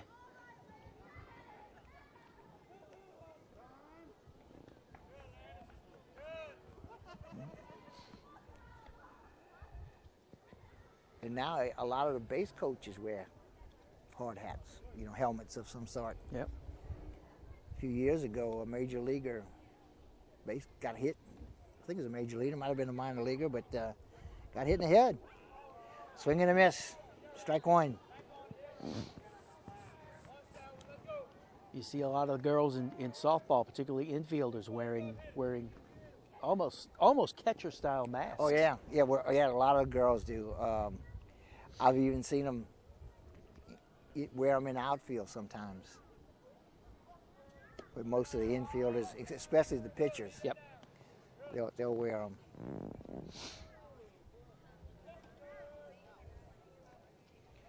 1 ball, 1 strike, 2 outs with the runner on first base.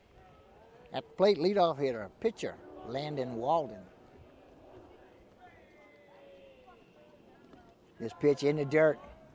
Good stop by Ducey, backhands it. Runner has to stay put. 2 balls and a strike.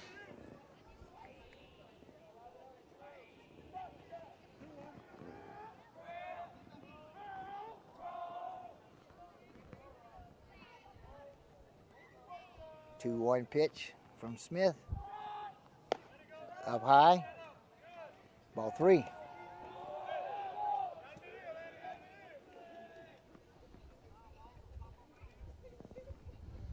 Leadoff hitter with a 3-1 count and a runner on first with 2 outs. In the top of the 4th, Bulldogs lead 3-2. This pitch misses. Oh, no, he doesn't. I need to give him a chance. Jump the gun on that one. Yeah. That's that outside corner again. And it's a fastball out there, but it's called strike 2 for the full count. Full count with a runner on first base. Clements, he'll get a head start. And he didn't. Clements didn't go on the pitch. No. Didn't matter, it was ball 4. So with the walk, 2 outs, runners on first and second, Brings to the plate the second hole hitter, center fielder Nathan Mount.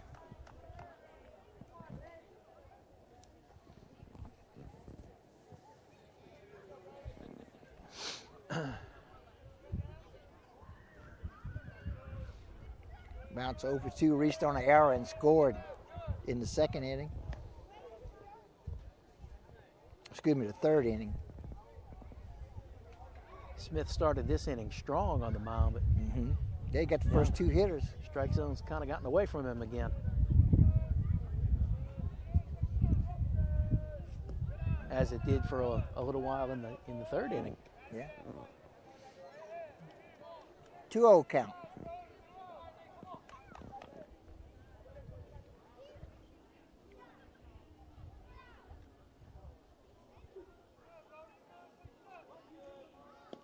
This pitch misses inside. 3-0 count.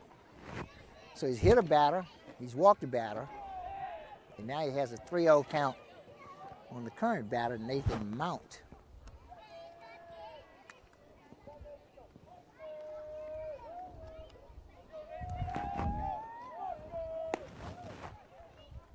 And this catches the outside corner for call strike one, 3-1 to count. Taking all the way there on 3-0.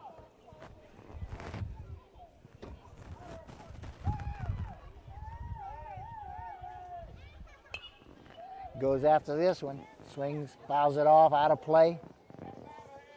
That'll run the count full. Full count.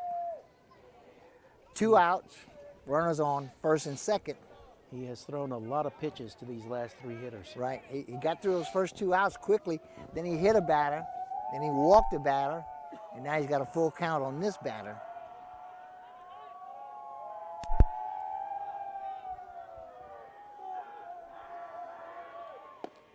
And this catches the inside corner for a call, strike 3.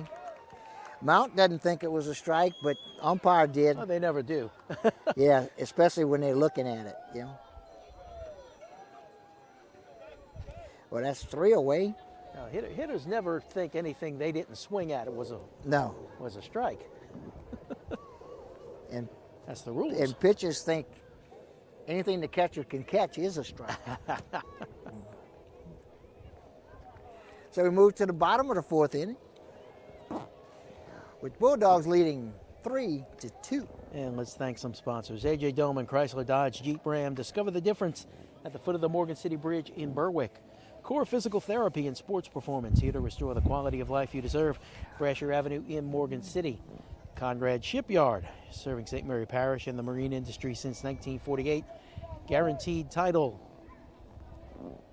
Experience matters when making the biggest purchase of your life. Tell your home lender you want guaranteed title for your closing. Experience matters. St. Mary Golf and Country Club in Berwick. Membership registration is underway, and the swimming pool is now open. Call 384-8500 for membership rates. And Taco Bell. Visit your local Morgan City and Bayou Vista Taco Bell locations. Taco Bell invites you to Live Moss. And, of course, we thank you for tuning in here on KWBJ Live YouTube. Don't forget to hit that like button. Hit the subscribe button so you can get notifications of when we come up live. Okay, we'll move to the bottom of the 4th inning. The first 3 hitters will be your pitcher, Andrew Smith, followed by left fielder Colin Fauché, and the second baseman, Donald Falcourt. Let's take a look in the stands here, and you see a lot of blankets. Yeah. You don't expect to see this in mid-April. No. This looks like a mid-February crowd. You know, I noticed earlier, last night, we had a big crowd out here between Hanson and Central Catholic. Not unusual for them to draw a big crowd, but Nope. But first game tonight, there was a lot of people here, Centerville and Hanson. Again, cool temperatures, but still, nice crowd for high school baseball. Yep. Walden, All that rain last week, you don't want to miss an opportunity to come out and right. catch a live game. Walden stays on the mound for the Bulldogs. First pitch, call strike 1. You know, Walton really struggled back in that first inning, and he has really shook that off. Right, And come back and perform strong since then. But he faced 6 hitters, gave up a lot of hits, only gave up 1 run. And here's a soft liner that gets through. Rounded first, heading for second, and he was heading for second when he left the batter's box, Chris. And he slides in, but easily slides in safely for a leadoff double. Yeah, he was thinking 2 bags all the way. And We've got number 11. really over the last 2 days, it's the first 2 times we see Hanson. And this is kind of what they do. They don't hit these big smashes, deep drives, or anything like that. They just hit the ball to where fielders are not, and good location and aggressive on the base paths. I mean, in the second inning, he struck out the side, but other than that, Tigers have really put the ball in play. Yeah. Now, Centerville's defense has made those plays behind the pitcher, but he had that 1 inning where he struck out the side, and I think he might have 1 other strikeout through the first 3 innings. This pitch catches that outside corner for a called strike. I'll date myself here, but I like Crash Davis's theory from Bull Durham. Strikeouts are boring. I want to see the ball in play. Yeah. That's why a lot of people, I think, find the game, call baseball a boring sport, because they're really missing half of what's going on, or 3/4 of what's going on out in the field, because there's always the way the defense plays and so many little subtleties that are happening out there. How big a lead the base runners take, and that kind. And most people will only see something when the ball gets hit. If the ball's not hit, that's why people say strikeouts are boring. Yep. Walks are boring. They want to see the ball get hit, because to a lot of people, that's baseball to them. But there's so much more to it than that.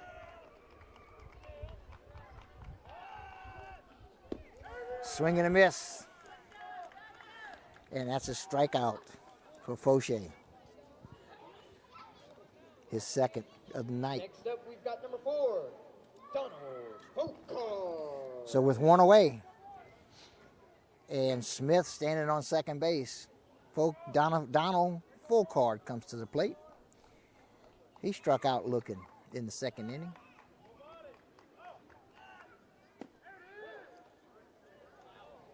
And this one, I think he's going to call a ball, Chris. Yep. I had to wait to make sure. He was a little high, I think. Yeah.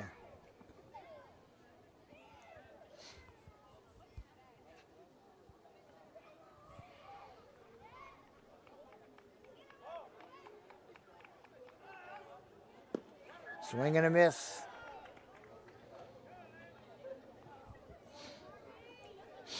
One ball, 1 strike, 1 out with 1 on.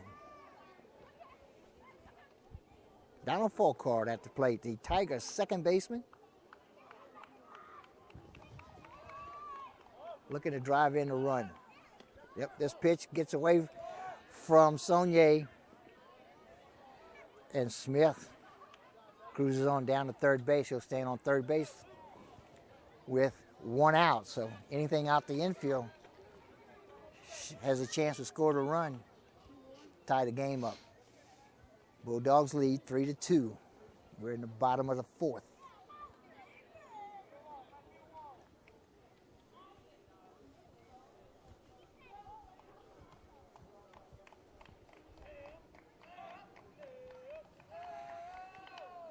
This pitch is up high.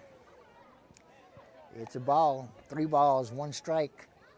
And this is where if you're the pitcher, you want the strikeout here. Oh yeah. Yeah, especially when it's going to be your second one, your second out rather, and then you can just focus on your batter for the with third. 1 out, you have to get it done yourself. Pops this up on the infield. Second baseman Freeman calls for it, makes the catch. Smith has to stay put on third. So with 2 outs, that'll bring to the plate center fielder Alex Judice, who doubled back in the second inning. Not doubled, but singled. He's the 9-hole hitter, correct? Right, he bats in the 9-hole.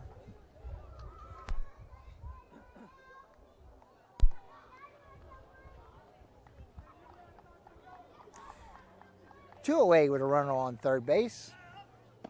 Swing and a miss by Judice. If he can get on base, the Tigers will go to the top of the order with Carson Duce, who stands on deck.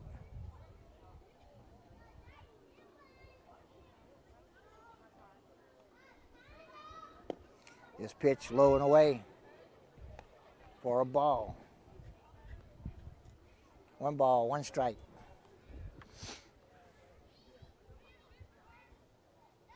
Tying run stands on third base for the hitter, center fielder, Alex Judice.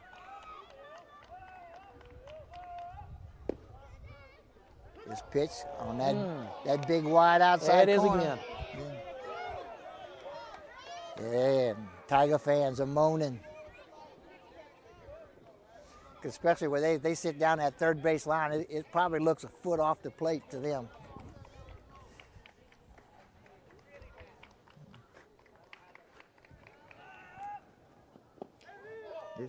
This pitch is low and away, curveball. I thought that looked better than the previous pitch. Yeah, I'm with you there. 2 balls, 2 strikes, 2 outs, 1 on base. Bottom of the 4th.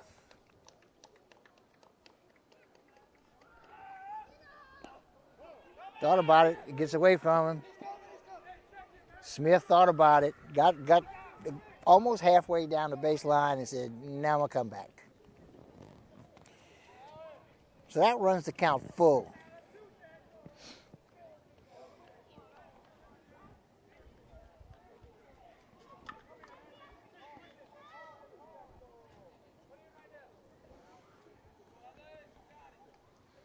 Judice needs to be safe at first base to keep the inning alive. Doesn't matter how he gets there safely, but he needs to get there. Full count. Walden delivers. Swing and a miss. So Judice strikes out to end the inning and end the threat.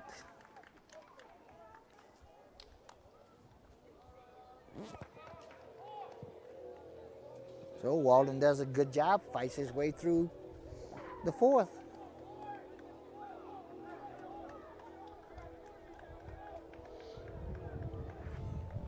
And let's thank our bottom of the inning sponsors. AJ Doman Chevrolet Cadillac, the dealership that works for you. Stop by for a test drive. Highway 182 in Berwick. G&JCurbside.com, your complete online grocery store, including local and regional products. From our curb to yours, G&J Curbside. Bayouland Realty, specializing in buying and selling real estate in southern Louisiana. Fabcon, now hiring. Come join our growing team. Apply now at 1710 Youngs Road in Morgan City.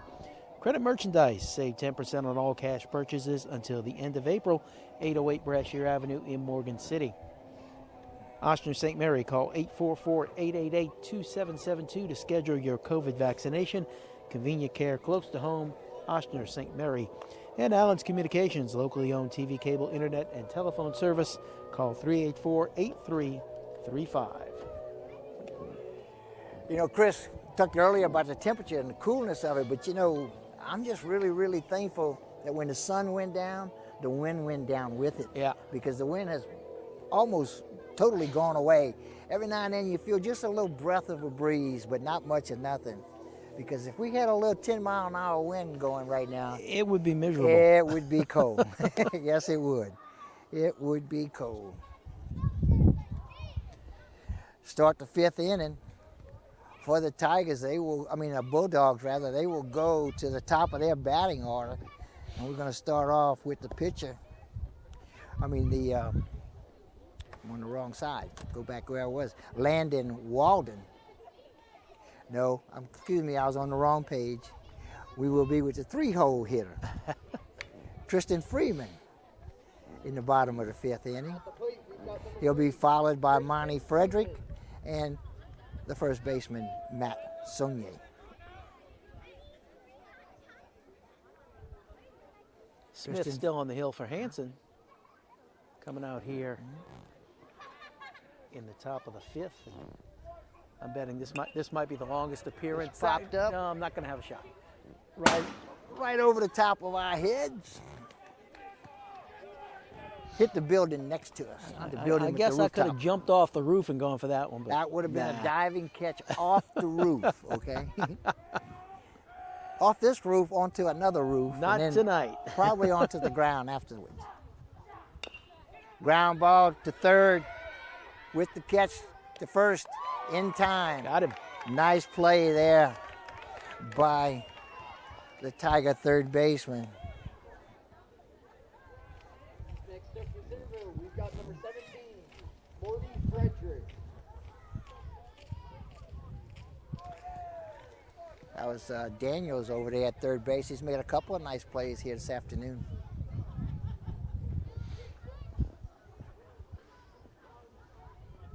And not to mention, now the throw was a little bit low, but that was an excellent stretch.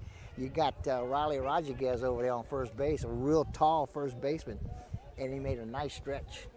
The kind you like to see that first baseman make. Made the catch and the out. At the plate now is the third baseman, Monty Frederick. Did he go? He did not. Looks at a ball.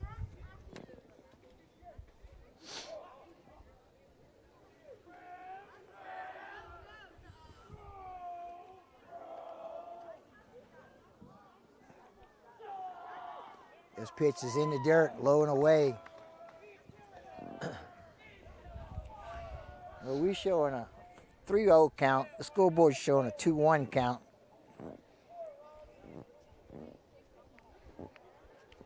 We'll find out it on is this pitch. 2-1. Is it 2-1? I didn't see a strike called in there anywhere.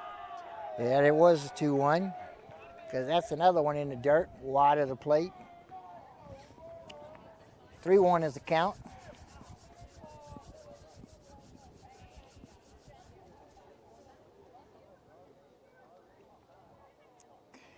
Frederick 0 for 1, grounded to second base his first at-bat and walked his last at-bat. This popped up down the right field line. St. Blanc running hard in the foul territory and could not come up with the catch. Had a long run there by St. Blanc. And it's a long foul ball, run the count full. Full count with 1 out.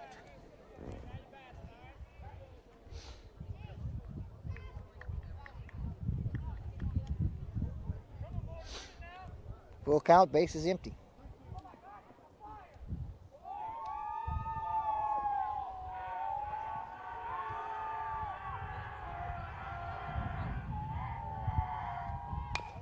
Ground ball to third again. Daniels again comes up with the play. Makes a strong throw to first base for the second out. Next up to bat, we have number 1, Matthew Saunier. Pretty much a routine play for Daniels. Nice little Sunday hop.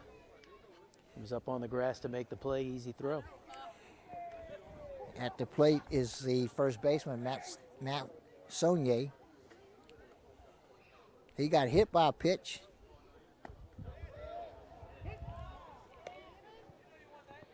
And reached base also in the third inning.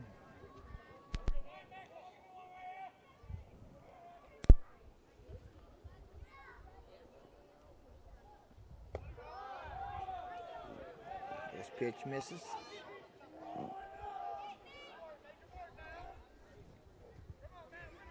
One ball, 1 strike, 2 outs. Base is empty. This pitch, wide left, wide. Outside. Outside. That's the word.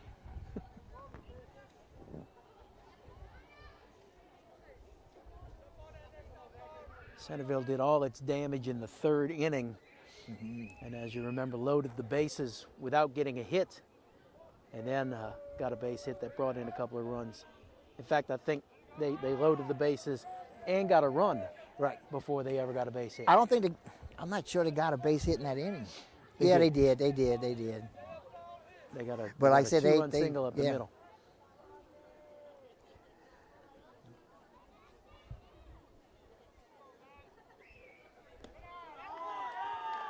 And draws another walk. That'll run a runner to first base with 2 outs. And we'll bring to the plate Carver Severson. Severson is the Bulldog left fielder. And we're going to have a pitching change.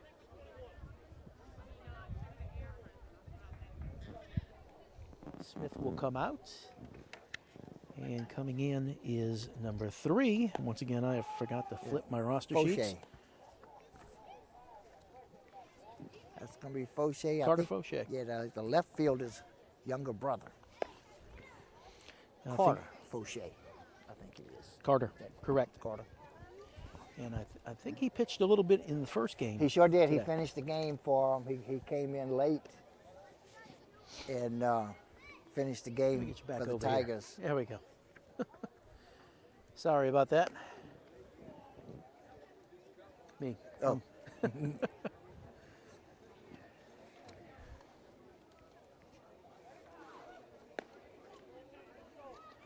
He did a good job when he came in. He didn't give up any runs after he came in.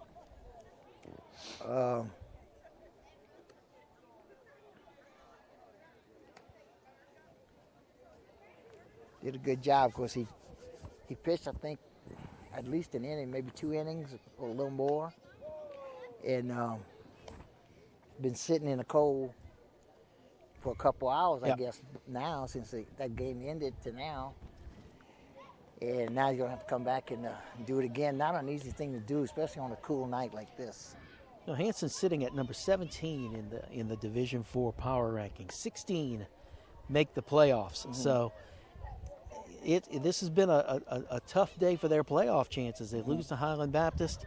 They're trailing in this game. They do have at least one more game tomorrow. They play Covenant Christian tomorrow. Mm-hmm. I'm not sure if that's the last game of the season. There might be a couple more makeups, but they can't afford a loss tonight if they're going to sneak in and pick up a 16 or a 15 seed and get to the playoffs. Yeah. Centerville, by the way, number 4 in Class 1A. So these teams are in the same district. Centerville has a weaker record overall,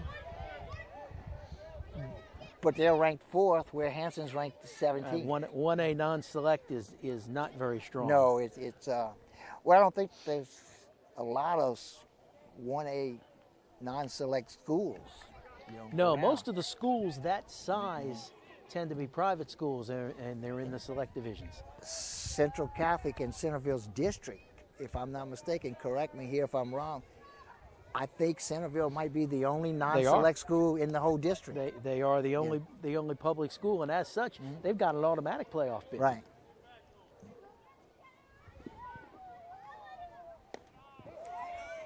Curveball stays high.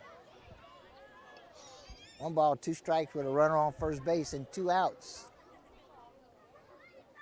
But automatic doesn't get you number 4 seed and home field advantage. No.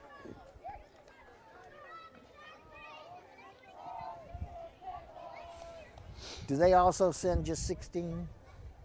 I think they send 16 and have some first round buys. Yeah, I think they. No, maybe it wouldn't be. Yeah, I'm not sure. No, I'm not either. So let's say it that way. Yeah. I'm not going to try to. Severson stays alive as he gets a piece of one, just tipped it, and it works its way into the net. Count stays at a ball and a strike.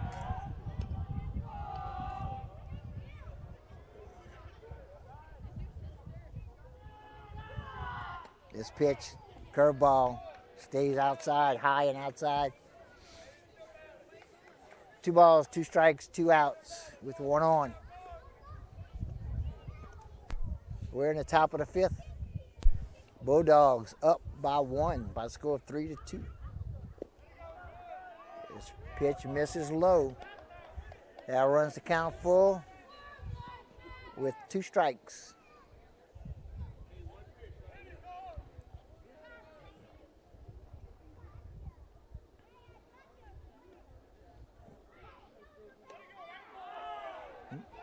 This pitch misses high and away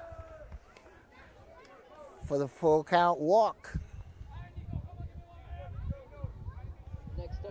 we've got number 7, Nico Derwin.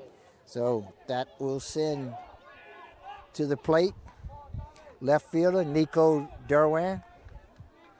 He will bat with 2 outs and runners on first and second. Derwin bats in the 7 hole.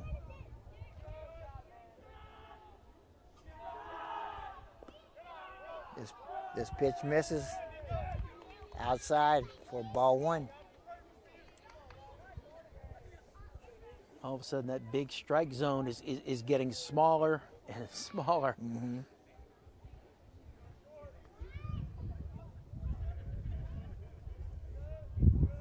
Centerville's hitters being very selective right now, as they should be. Oh, hits him in the back, right in the rib cage.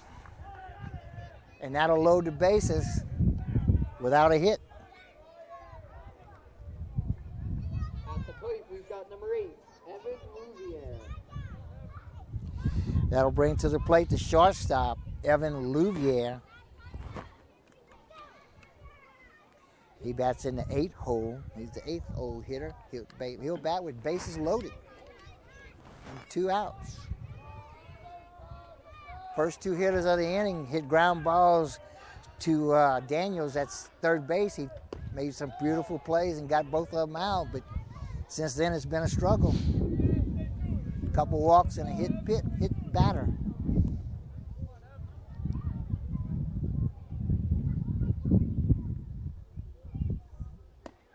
Swing and a miss for strike 2. So 0-2 to count with 2 outs.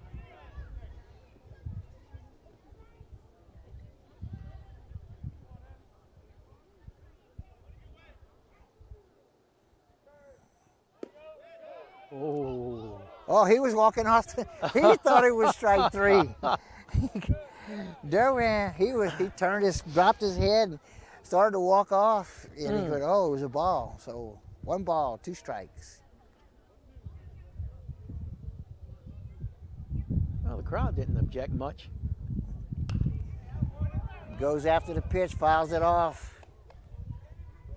Behind the first base dugout, very near the parking lot. That made contact with 2 vehicles. Did it hit 2 of them? But it was after it hit the ground. Yeah, So. but it was after the bounce. Count stays, a ball and 2 strikes.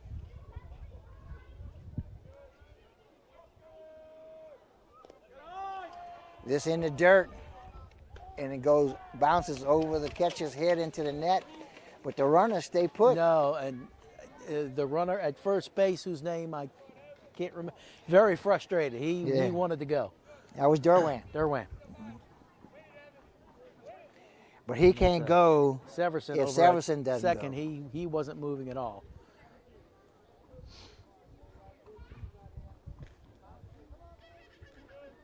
Two balls, 2 strikes. This pitch just misses on the inside. Runs the count full.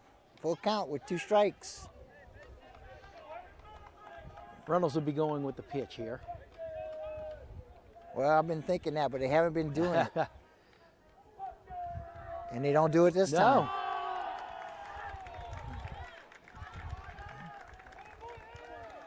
And the walk forces in a run. Like I said, Chris, he came out and pitched, I want to say a couple innings at least. I'm not exactly sure when he came in. And then he sat for a couple hours. Yep. And he just, like I said, he got the first 2 hitters out easily. But since then, he struggled. I can't remember if he came in the 6th or the 7th. I think he came in the 7th. Got the last couple of outs. Yeah. But we're going to have another pitching change here. We're going to go with Daniel.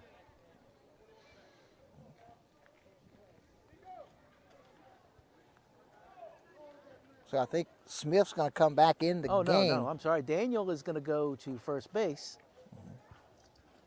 And Rodriguez is going to go to the mound. Rodriguez is going to pitch. Okay. Yeah.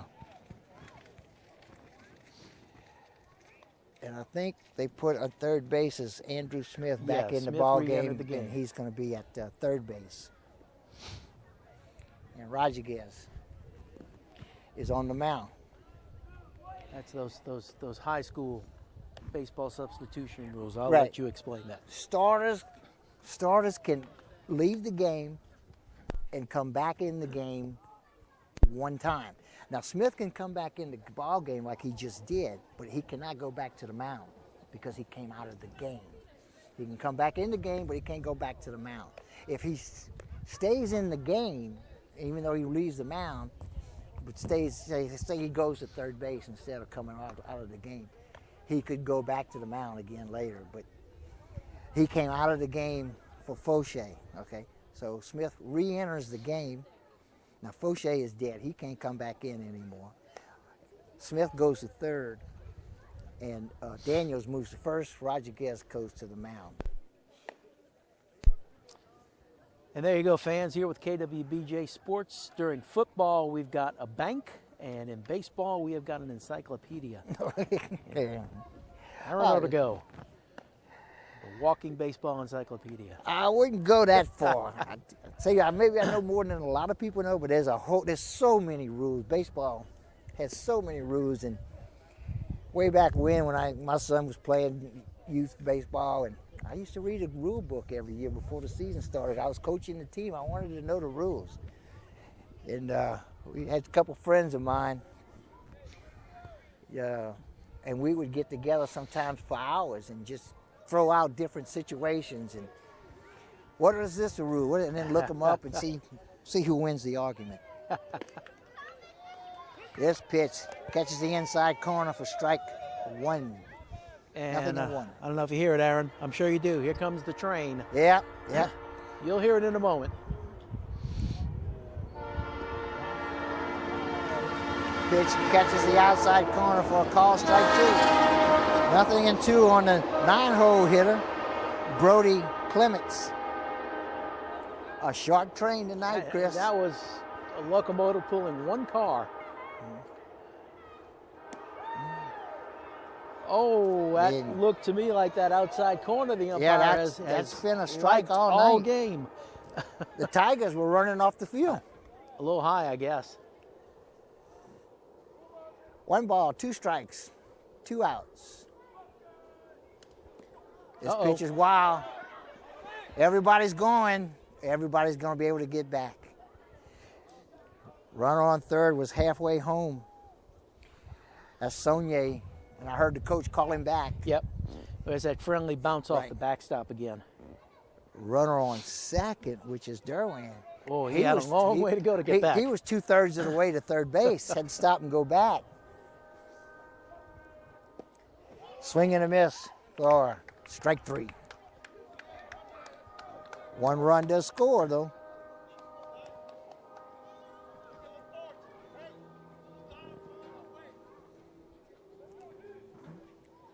We'll go to the bottom of the 5th with the Bulldogs on top, 4-2. And with that, we'll thank some sponsors. A.J. Doman, Chrysler, Dodge, Jeep, Ram. Discover the difference at the foot of the Morgan City Bridge in Berwick. Core Physical Therapy and Sports Performance, here to restore the quality of life you deserve. Brasher Avenue in Morgan City. Conrad Shipyard, serving St. Mary Parish and the marine industry since 1948. Guaranteed Title, experience matters when making the biggest purchase of your life. Tell your home lender you want Guaranteed Title for your closing. Experience matters. St. Mary Golf and Country Club in Berwick. Membership registration is underway and the swimming pool is now open. Call 384-8500 for membership rates. And Taco Bell. Visit your local Bayou Vista or Morgan City locations. Taco Bell invites you to Live Moss. Chris, we were talking about positioning in for the playoffs there a little bit earlier. And I wanted to ask you, Hanson won a big game last night, a big score against a ranked team. They did. So, dropping 2 today, and 1 big last night. Well, I guess it's going to depend on what the score doesn't play into it. The score doesn't play and into it. You don't get a whole lot of power rating or strength of schedule help beating a team in your in your division, yeah. regardless of the record. I don't think. Yeah. I'm not sure about that. You get a little bit of help, but it's not as substantial as it would be if you were beating a larger school. Mm-hmm. So, and if this score holds true and Centerville hangs on to win, the 2 losses today hurt you more than the 1 win yesterday helps. Well, I guess what you got to really, really hope is that 14, 15, and 16 all lose. Yep, that would help. That would help. You know. That would certainly help.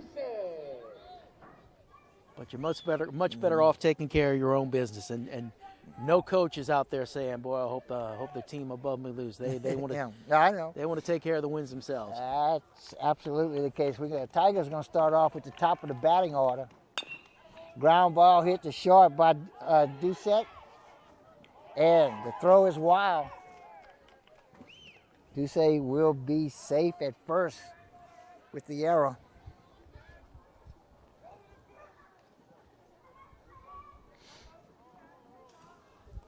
That'll bring to the plate right fielder Larson St. Blanc.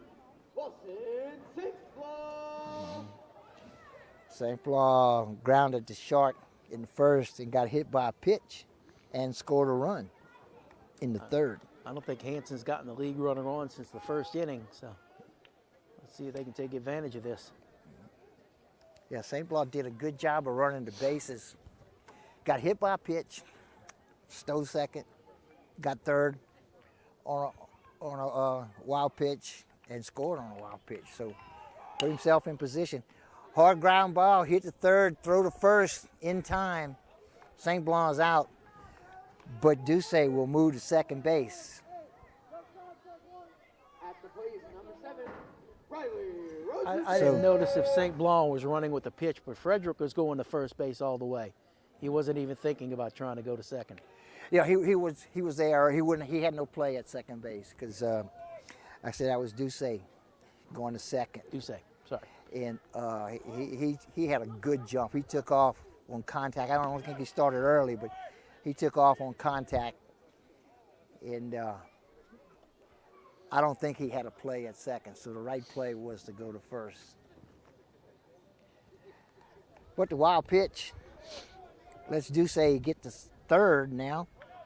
And that ball came off the backstop, and instead of bouncing straight back, bounced straight up in the air. So it's a home team backstop. Ground ball hit through the infield into center field will score Doucette. And Riley Rodriguez singles in the run.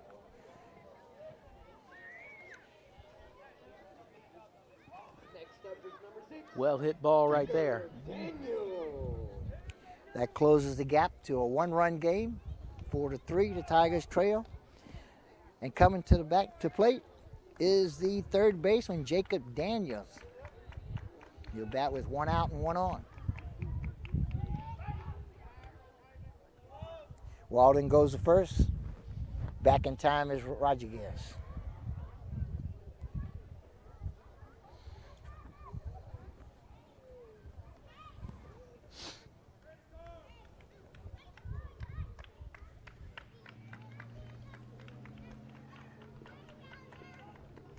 One away. We're in the bottom of the 5th. Bulldogs lead the Tigers. Ooh, hard ground ball, but foul down the third base line. 0-1.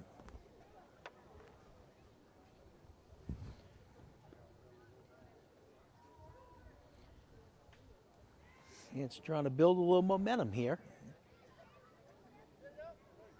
Cut the lead to 1. And now they look like they got a little spring in their step now. Putting the ball in play will do that. Scoring a run will do that too, especially in a tight ball game.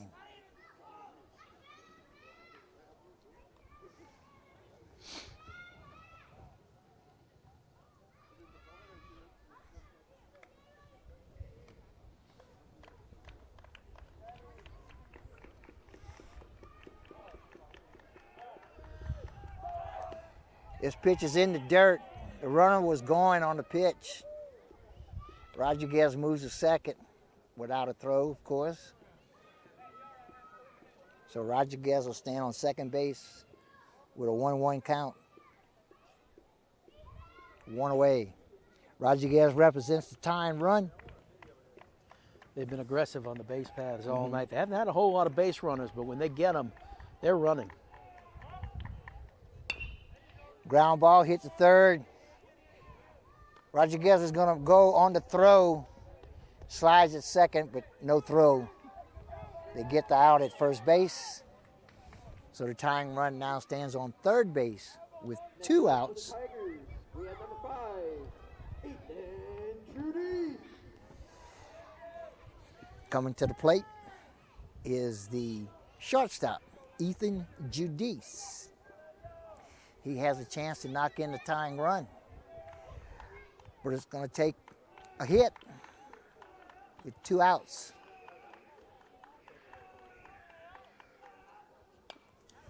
Goes after the first one, fouls it back into the net.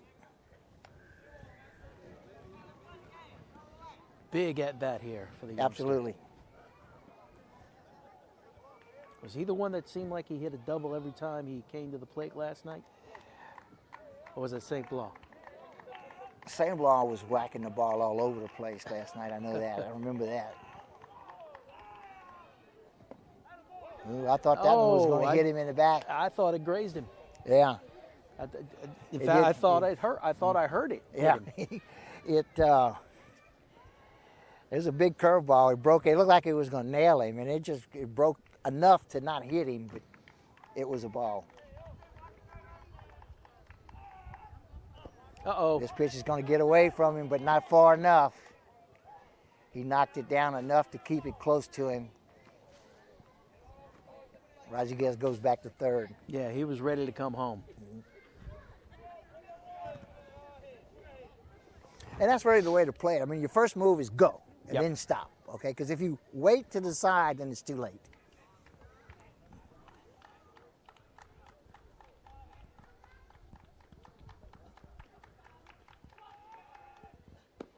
This pitch misses wide. Runs the count, 3 balls and a strike.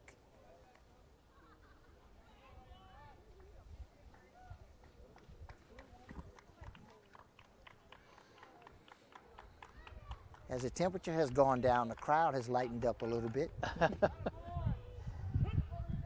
Oh. Thought it was a strike, but I thought it was a ball, but it was a strike. Has the crowd thinned out, or they just got quiet? I think it's a little thinner in the bleachers anyway. I can't see too much of the people right in front of us. They're here. They're just very quiet.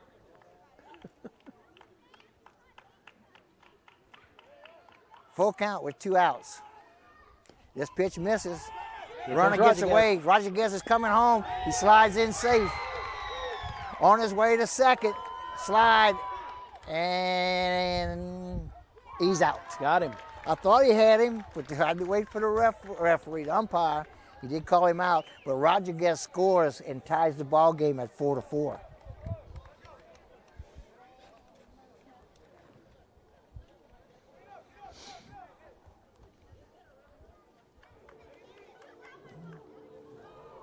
Judice didn't hesitate. When he come out of the batter's box, he was almost heading to second base, it seemed like, from the get-go, which I thought was a little risky. A little and it turned out it over-aggressive was. But you know, Chris, when you're aggressive on the bases, that's going to happen sometimes, Yep. okay? But I believe Yeah, overall, you put that extra pressure on the defense. You know, they know.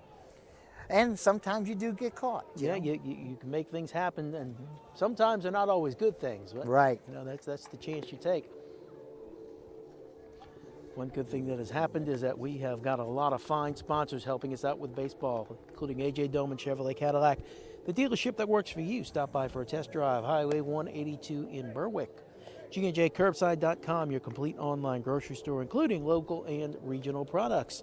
Bayou Land Realty, specializing in buying and selling real estate in southern Louisiana. Fabcon, now hiring.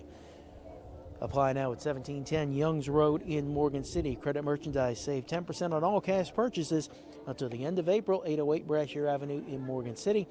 Oshner St. Mary, convenient care close to home. Let's get them up there. There they are. Oster St. Mary, convenient care close to home. And Allen's Communications, locally owned TV, cable, internet, and telephone service. Call 384-8335. Thank you for joining us here on the KWBJ Live YouTube channel.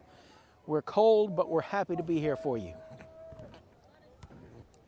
Okay, we move to the 6th inning for Centerville. Will be the top of the batting order. And Landon Walden, the pitcher. He's pitched the whole game tonight for the Bulldogs.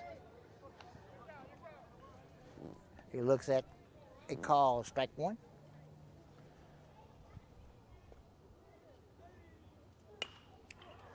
Off the handle, one hopper to Falkard, goes to first. Oh. And he's safe at first base. He bobbled the ball a little, just didn't field it cleanly, and it cost him a base runner. Yeah, Walden got down there in a hurry. I thought even with the bobble, he'd have time to get him. Well, usually second basemen do, but the ball wasn't hit real hard. Just took a funny hop on Falkard. Runner on first with nobody out at the plate. Nathan Mount. Mount is the Bulldog center fielder.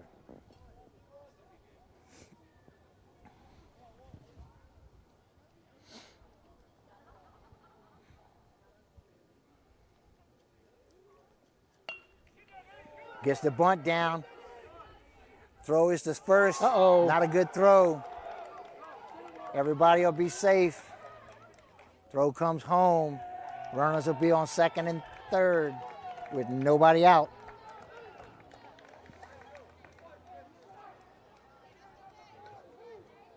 Next up, we have number 3. That'll bring the cleanup hitter to the plate.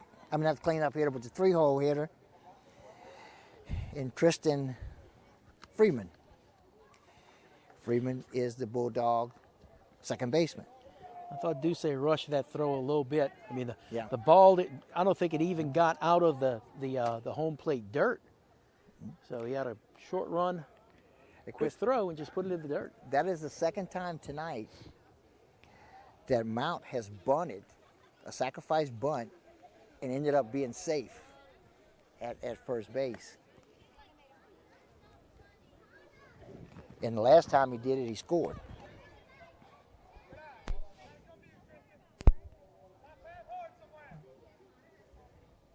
Yeah, he lays the bunt down, ends up on second base. Mm-hmm. Whoa! That hit something. I don't know what. Evidently not the batter. Might have hit the umpire.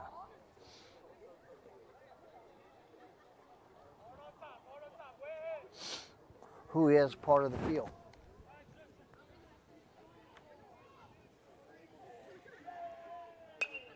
Pop this one up out of play behind the first base dugout.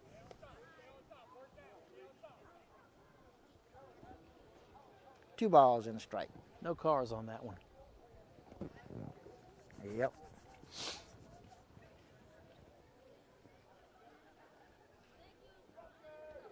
This in the dirt. Good job by Duce making a stop. And Duce having trouble getting up Yeah, after that. he's getting up a little bit slow.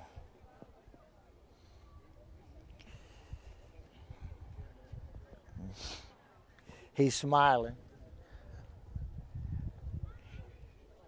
That's good. He's having to work a lot this inning. Yeah. I think this is one way he just will need a minute to collect himself. He'll be okay shortly. Nobody out. Couple errors, 2 errors.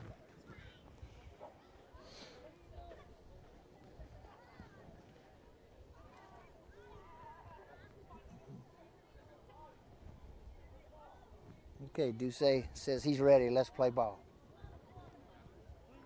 3 balls and a strike.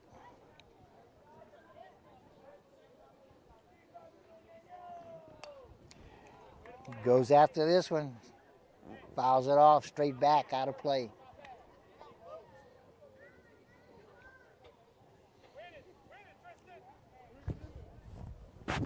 Full count, nobody out. Good chance for Centerville to get some business done here. There we go. Just hit the center field.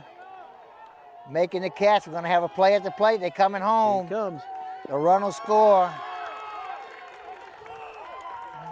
Runner on second base stayed put. May have an appeal at third base.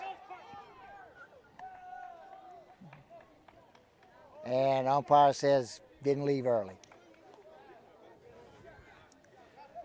So Bulldogs take the lead back. We've got number 17, Morty Frederick.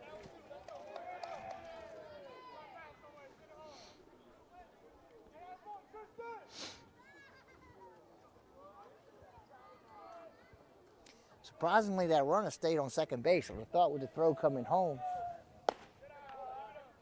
he might have went for this pitch up high a little bit. Ball one.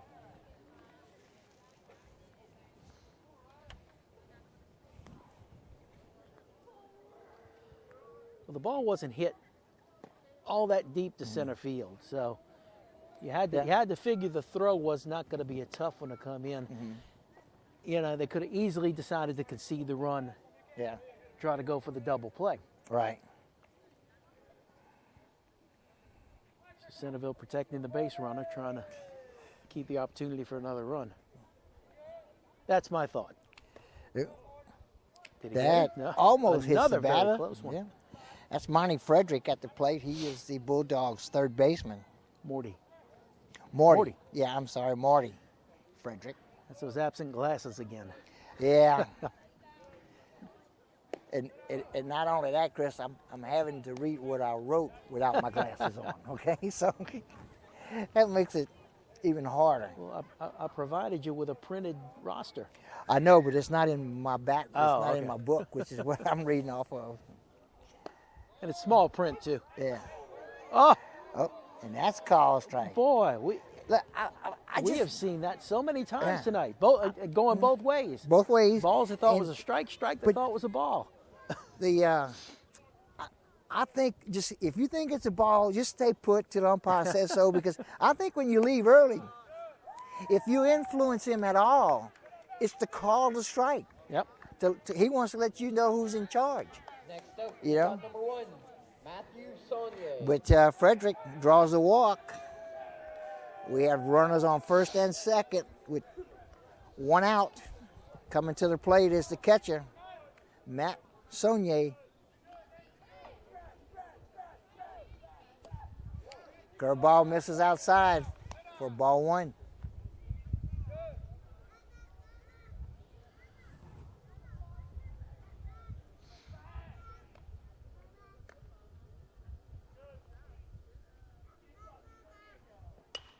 This popped up on the infield. You got to have an infield fly rule is in effect. The catch is made for the second out. At the plate, Fly ball to we the have number shortstop. 13, Carver Severson. So with two away and runners on first and second, coming to the plate will be left fielder Carver Severson.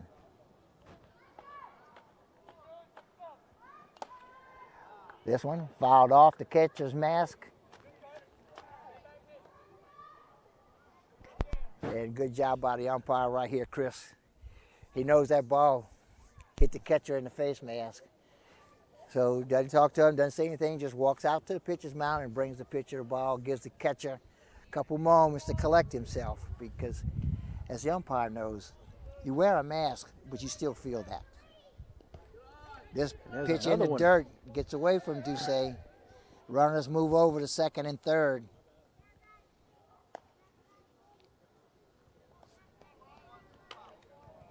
Ball and a strike. Is the count with two outs and runners on second and third. One run has scored so far here in the top of the sixth. Bulldogs lead 5-4.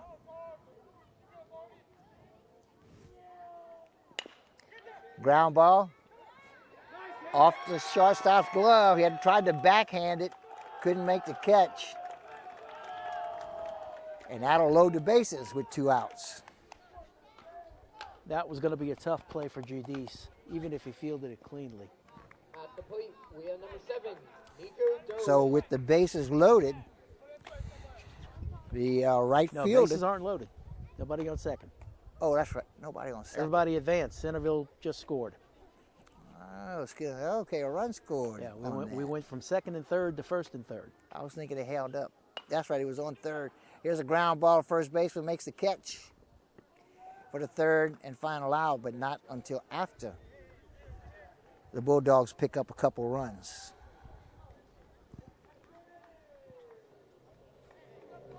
So they go back up 6-4 as we head for the bottom of the sixth. And we thank our sponsors. AJ Doman, Chrysler Dodge, Jeep Ram. Discover the difference at the foot of the Morgan City Bridge in Berwick. Core Physical Therapy and Sports Performance, here to restore the quality of life you deserve. Brasher Avenue in Morgan City. Conrad Shipyard, serving St. Mary Parish and the marine industry since 1948. Guaranteed Title. Experience matters when making the biggest purchase of your life. Tell your home lender you want Guaranteed Title for your closing. Experience matters. St. Mary Golf and Country Club in Berwick, membership registration is underway. The swimming pool is open. Call 384-8500 for membership rates. And Taco Bell. Taco Bell, there they are. Visit your local Bayou Vista or Morgan City locations. Taco Bell invites you to Live Moss. Sometimes a button on this controller can be a little finicky on me. Yeah, me and computers don't get along at all.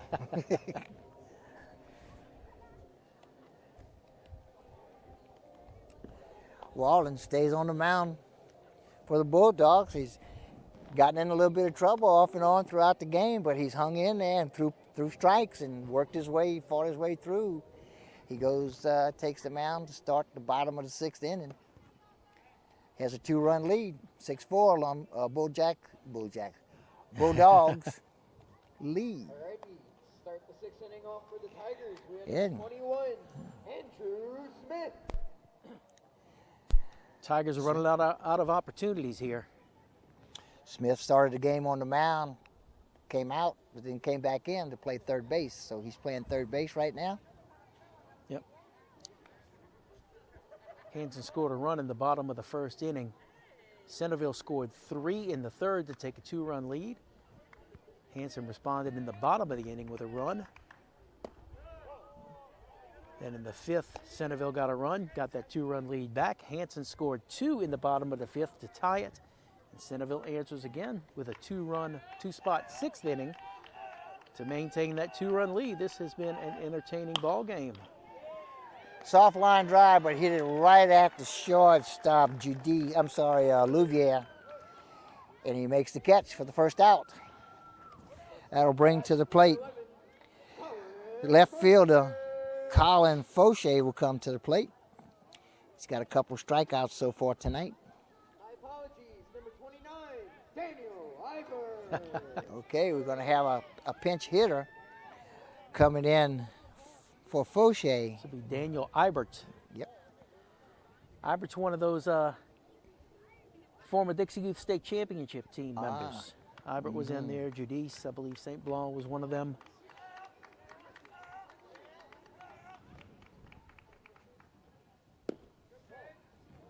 First pitch misses outside for ball 1.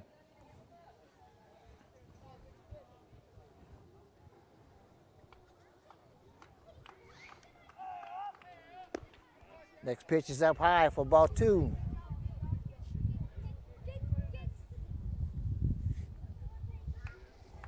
I want to say Walden was on that state championship team, but don't quote me. Okay, I won't. Appreciate that.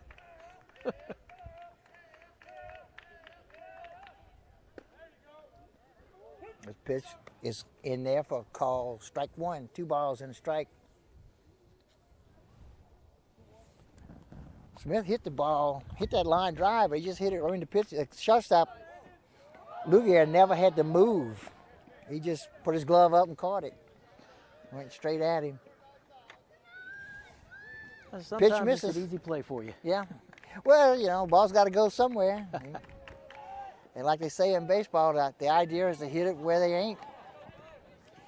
He hit it where they were. Full count on Ibert. Pinch hitting for Colin Fauché.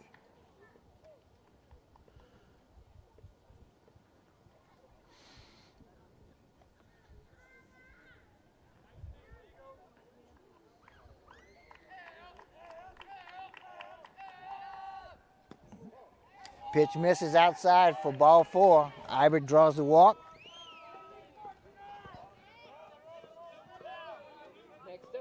That'll bring to the plate this. Well, we're going to have another pitch hitter. And Eugene Fulcard will be batting for Donald Fulcard. Now, Donald has been playing second base, so I don't know if Eugene will be in just to hit or if he's going to stay in and play defense. Meantime, we have a conference on the mound.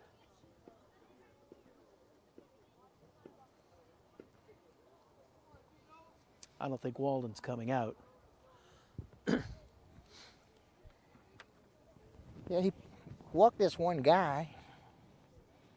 Got a 2-run lead. And Walden stays on the mound. Just kind of want to settle him down, check with him, make sure he's feeling good. Nothing bothers him. He's not running out of gas. Of course, he did throw a couple high pitches, which a lot of times is a sign of a pitcher getting tired. Yeah, pitchers, more times than not, it's not their arm that gets tired, it's their legs that get tired. Well, we do have somebody warming up for Centerville. I see over there. Won't call it a bullpen, but outside the fence, Cayman Dooley. Pitch is in the dirt. Ibert gets to second base.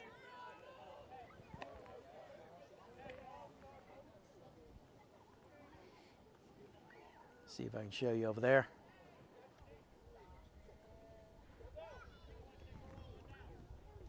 Not really seriously warming up yet, just kind of loosening the arm up. Yeah, he's just getting started. That may be why they didn't take him out, is because they didn't have a pitcher warmed up.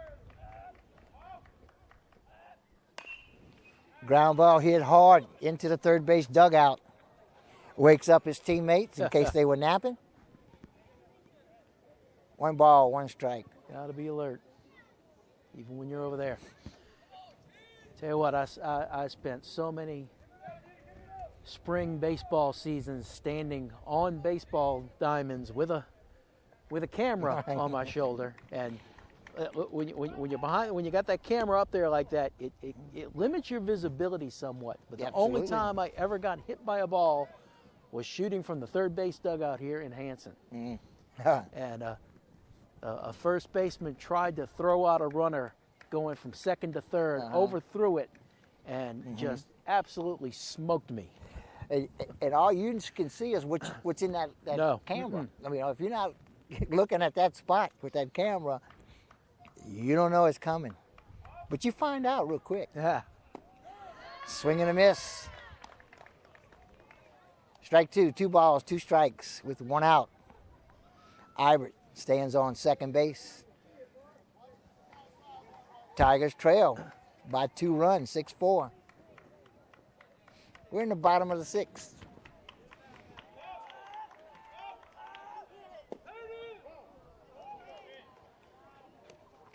We're on the campus of Hanson High School in Franklin, Louisiana, where the Hanson High Tigers are hosting the Centerville Bulldogs. We're on Amar Lansong Field. On the roof of the concession stand. Yep. And make no mistake, I don't care if it's the middle of April, it's cold tonight. Ground ball, hit the second, it's bobbled. Falcard will beat it out. The throw is bad. And the runners will have to stay.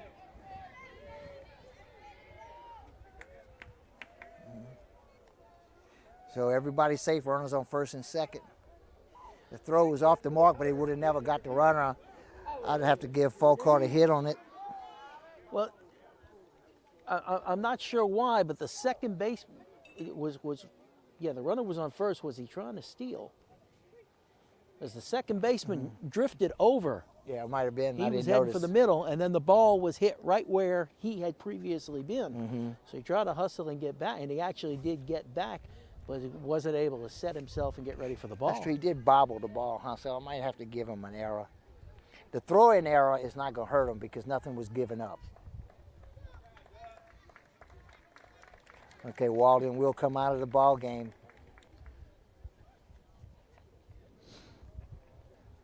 Going to have a pitching change. We may have our catcher. Maybe he's gone to the mound because he took off his equipment and left it there on the field. So your catcher, Sonye, is going to move behind the plate. Walden is coming off the mound, but he's not coming out of the game. He's going to move over to shortstop. Yeah, let's see who's going to come and catch. I wonder if it's going to be the shortstop, Louvier. Okay, now I've lost a base runner somewhere. Oh. I thought we had a runner on first base when all that started. He might have got over to second when maybe there was a wild pitch or something. Are we at second and third now? Or did a runner just score? No, we're at first and third, I believe. We're going to be on first and third. Okay. I'm gonna put it up there like that. And we'll see what happens.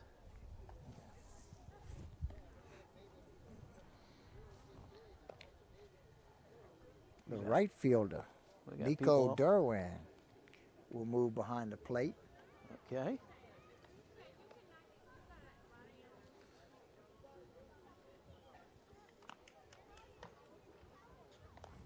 And did Dooley, who we saw a minute ago warming up, has he come into the game at all? He's number 18. I don't know. I think you're going to see Matt Sonye go to the mound. Okay, Derwin came in from right field.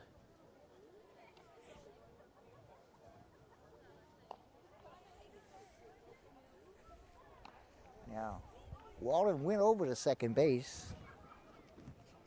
That's number 3 out in right field. Number 3. Tristan Freeman. Yeah, Freeman was at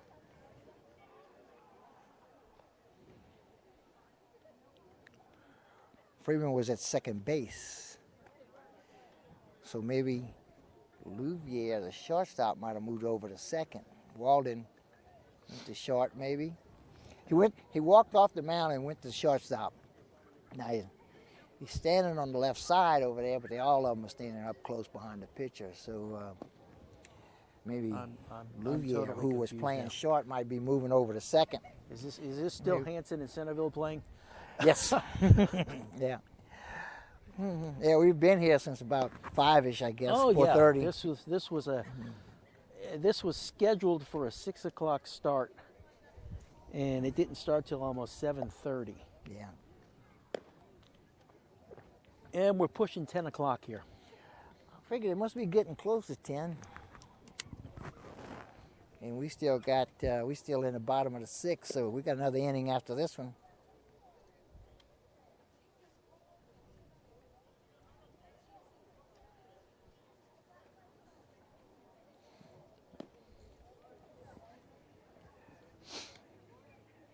Normally giving them 8 pitches as a rule to get ready, and it seems like he's thrown at least that many. Now, the good thing he hadn't been pitching, but his arm would be loose because he's a catcher. He's throwing the ball back to the pitcher after every pitch.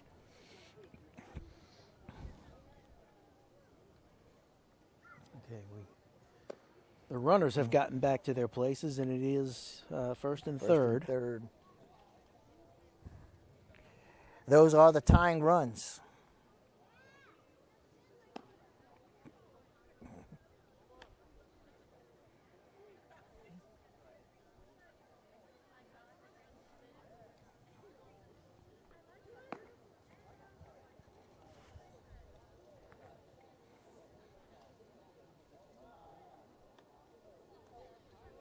Louvier did move to second base, and Walden did move to short.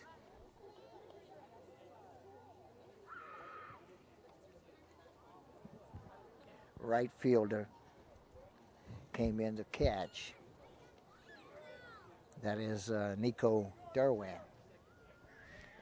And the catcher, Sonye, goes to the mound. All right. First pitch is called strike on the outside corner. Full car goes with the pitch. At the plate is the 9-hole hitter, Alex Judice. So now we are second and third.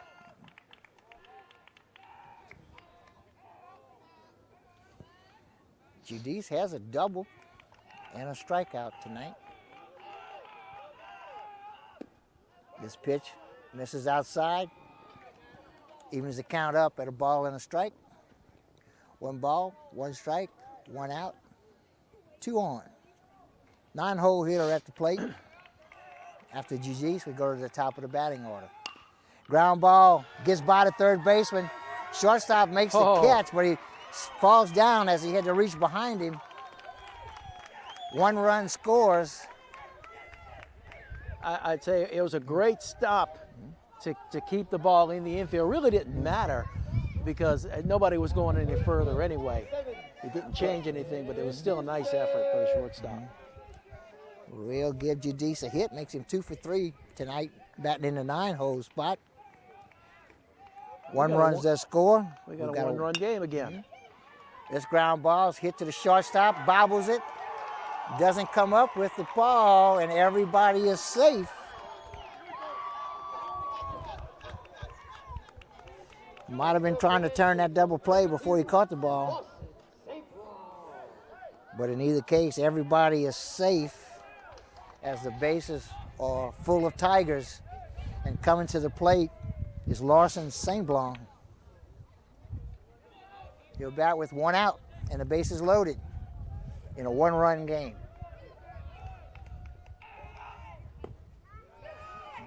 This pitch misses outside. Ball 1. And the last thing you want to do if you're St. Blanc right now is hit the ball at the shortstop. Right. Stay out of the double play. And it goes to the shortstop. Gets the force at second, but not the double play. 1 run scores to tie the game. Foul card as a pinch hitter comes in and does his job. And he scores the tying run. And we're 6-6, tie ball game again. That second baseman had a little trouble with the exchange. Otherwise, the double play opportunity was there.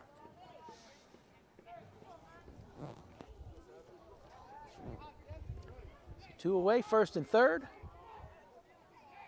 And Rodriguez, who is the pitcher of record for Hanson, can give himself a lead here in the bottom of the 6th. It is Rodriguez. Rodriguez, right? Mm-hmm.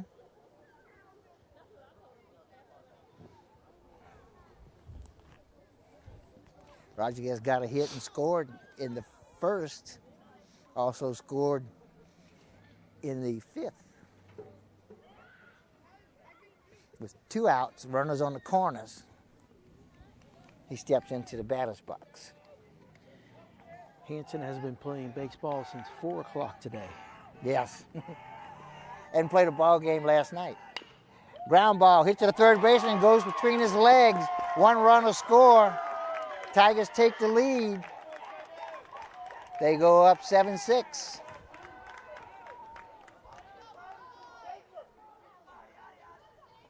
Alrighty, next up for Hanson, we've got number 6, Jacob Daniel.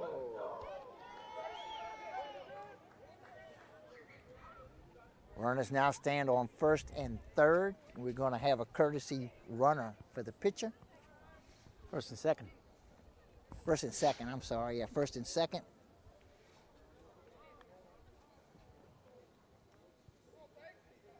We have a courtesy runner for the pitcher, Rodriguez. At the plate is the now third baseman, Jacob Daniels. He started the game at third and now plays first. Gabe Baker is the courtesy runner.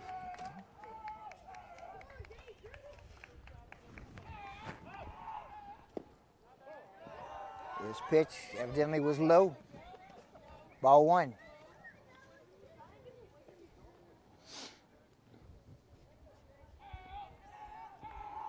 Daniel doubled in the first inning. He's 1 for 3 tonight. Swing and a miss. 1 ball, 1 strike. 2 outs. Tigers have managed to put 3 on the board and take the lead by 1.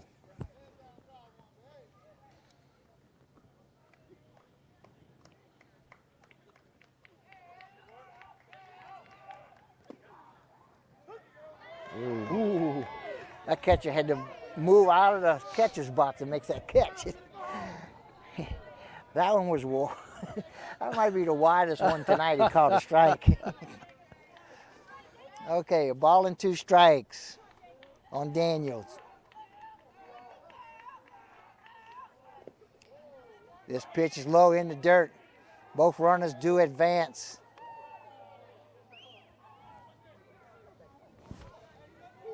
Runners now stand on second and third with 2 outs.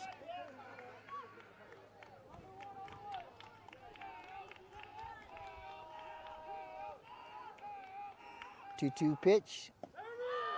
Big bender. Big curveball. Catches that outside corner for call strike 3. Tigers sent 8 hitters to the plate, but they take the lead by a score of 7-6. That's the big deal, because all of a sudden now you can end this game with 3 outs. So let's thank some sponsors. AJ Doman Chevrolet Cadillac, the dealership that works for you. Stop by for a test drive. Highway 182 in Berwick. GNJCurbside.com, your complete online grocery store, including local and regional products from our curb to yours. G&J Curbside. Bayou Land Realty, specializing in buying and selling real estate in southern Louisiana. Fabcon, now hiring. Come join our growing team. Apply now at 1710 Youngs Road in Morgan City. Credit Merchandise. Save 10% on all cash purchases until the end of April. 808 Brashear Avenue in Morgan City. Ochsner St. Mary, call 844-888-2772 to schedule your COVID vaccination. Convenient care close to home. Ochsner St. Mary. And Allen's Communications, locally owned TV, cable, and internet and telephone service. Call 384-8335. We move to the top of the 7th inning, and the Bulldogs will start off with their 8-hole hitter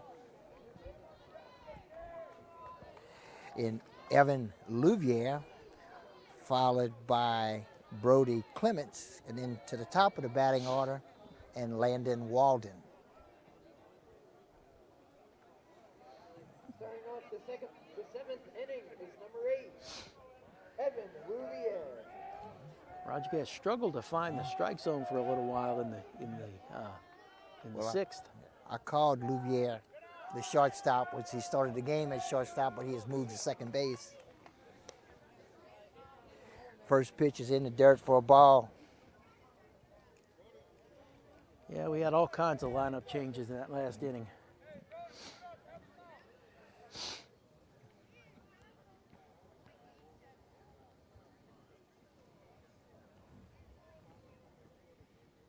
One 1-0 pitch.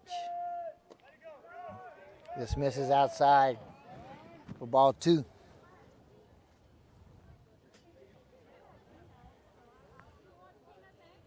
Quick pitcher catcher conference. Yes. Something they might Not sure mix what up you on can the tell him here signals. other than throw strikes. Yeah, gotta have strikes, and of course you got a 2-0 count. You really want strike. You got a 1-run lead. You don't want to walk them. I mean, make them hit the ball. Ooh, this one misses. Evidently, it was low because. I agree with him on that one. Yeah. Well, several of those I thought would have been balls that he's been calling strikes, but this pitch catches that outside corner. 3 balls and a strike. It's the 8-hole hitter. You really don't want to walk him. He's 0 for 2 tonight. Yep, there we go again. And this guy, I think, No, Yeah. I like that pitch. Yeah, I thought that was what I'm getting at is the batter leaving early. Yeah. Okay? Okay. Don't leave early, man. Got it. Swing and a miss for the strikeout. So Rodriguez falls behind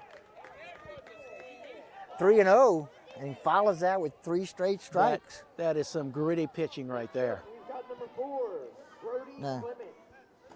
Does Rodriguez pitch a lot? If you in your stat sheet, does Let me go dig up the stats and see what I can find.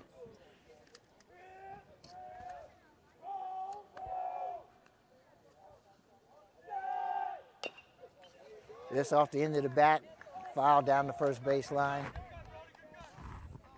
Strike 1. Rodriguez has only pitched 10 innings all season. He doesn't look real comfortable as like a normal pitcher. But like I said, 3 games in less than 30 hours, you use a lot of pitchers. Yeah. You know? And he just get up there and throw some strikes, and he's done that so far. Swing and a miss. Strike 2 at the plate is Brody Clements. He's rang up 5 consecutive strikes now. So he's settling in after being a little shaky coming out here to start the 7th. This pitch is up high. Sorry, Riley. I didn't mean to jinx you there. That's okay. That was just 1 ball. He's got 2 strikes on him and 1 ball. And like I say, you start with the 8 and 9 hole hitter as a pitcher. You want to get those 2 guys out. Swing and a miss. He got it. And he does it. He strikes them both out.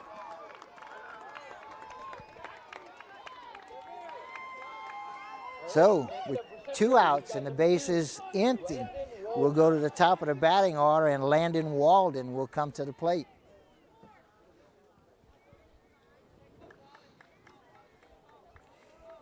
He's 0 for 3 tonight, but he has reached on a couple of errors and scored once.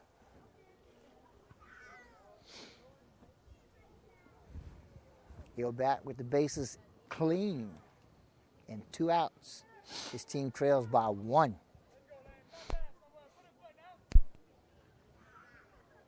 Got to get something in play here.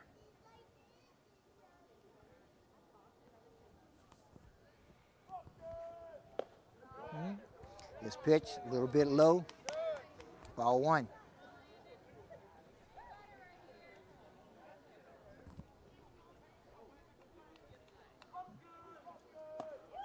This pitch on the inside corner for a call, strike 1.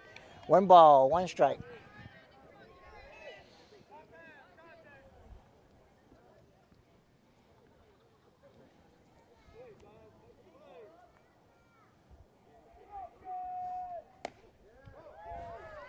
That pitch misses.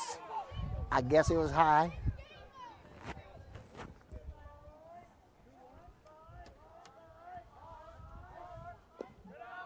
And again, a little bit low. 3 balls and a strike. At the plate, leadoff hitter Landon Walden. On deck is Nathan Mount, center fielder for the Bulldogs. This pitch misses inside. It's ball 4. So Walden draws a walk. We have number 16. Tying run is now on base. Nathan Mount comes to the plate.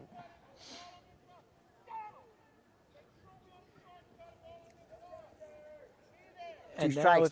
if you're Hanson, the bad thing about this is you really don't have a feel of what they expect from Mount, because I think this is, 4th at bat. Yeah. He's bunted twice. Yeah. You know he's not bunting here.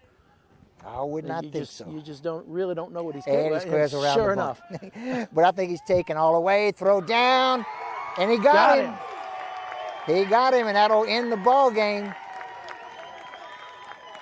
And I don't know if Walden is upset or hurt, but he's still laying on the ground out at second base. A couple teammates coming out to check on him. He slid hard at the bag, and he hurt that right leg, somewhere right leg, right knee. And he's still down on the ground as his team comes to check out on him. He pitched a whale of a ball game tonight. Hate to see him go down injured at this point.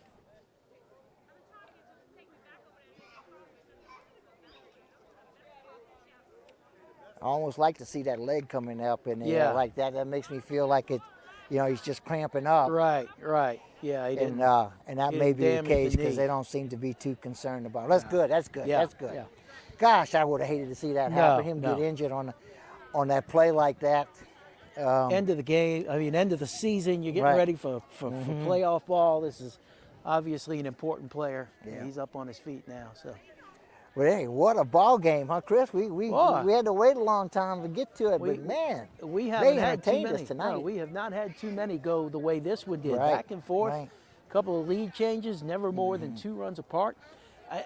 We talked about Hanson being able to shake off that just a devastating loss earlier in the day, and Yeah. I have to wonder how serious a threat they thought Centerville was going to be. Their record doesn't scare you. You look at who they haven't beaten anybody that really impresses you. But they came out and they competed hard tonight. absolutely. They are a good baseball team. Right, I they think play they're better. hard. They're better than their record would indicate, and I they play agree. very well. But it was a gritty performance by Hanson to shake off the loss, to shake off the challenge that Centerville gave them tonight, Right. and come back and get a win that they really needed. Absolutely. Yeah, they fought hard. We were entertained. This was a good ball game. I don't think anybody was ever more than 2 runs ahead No. at any time. And, Tigers scored first and scored last and ended up with 1 run more than the Bulldogs. So a highly entertaining ball game we had here tonight. I really enjoyed it. Tomorrow night, we're back at you with quarterfinal softball in Division 4. Central Catholic is going to be up at New Roads against Catholic High of Point Capee. First pitch 5 o'clock. We will be there with you to bring it to you right here on KWBJ Live YouTube. So that'll do it. Okay, this has been high school baseball on KWBJ Live. I am Aaron Ortigo here with Chris Hunter, and we've had a great ball game tonight. We hope you enjoyed it as much as we did, and we'll see you tomorrow night for some high school softball.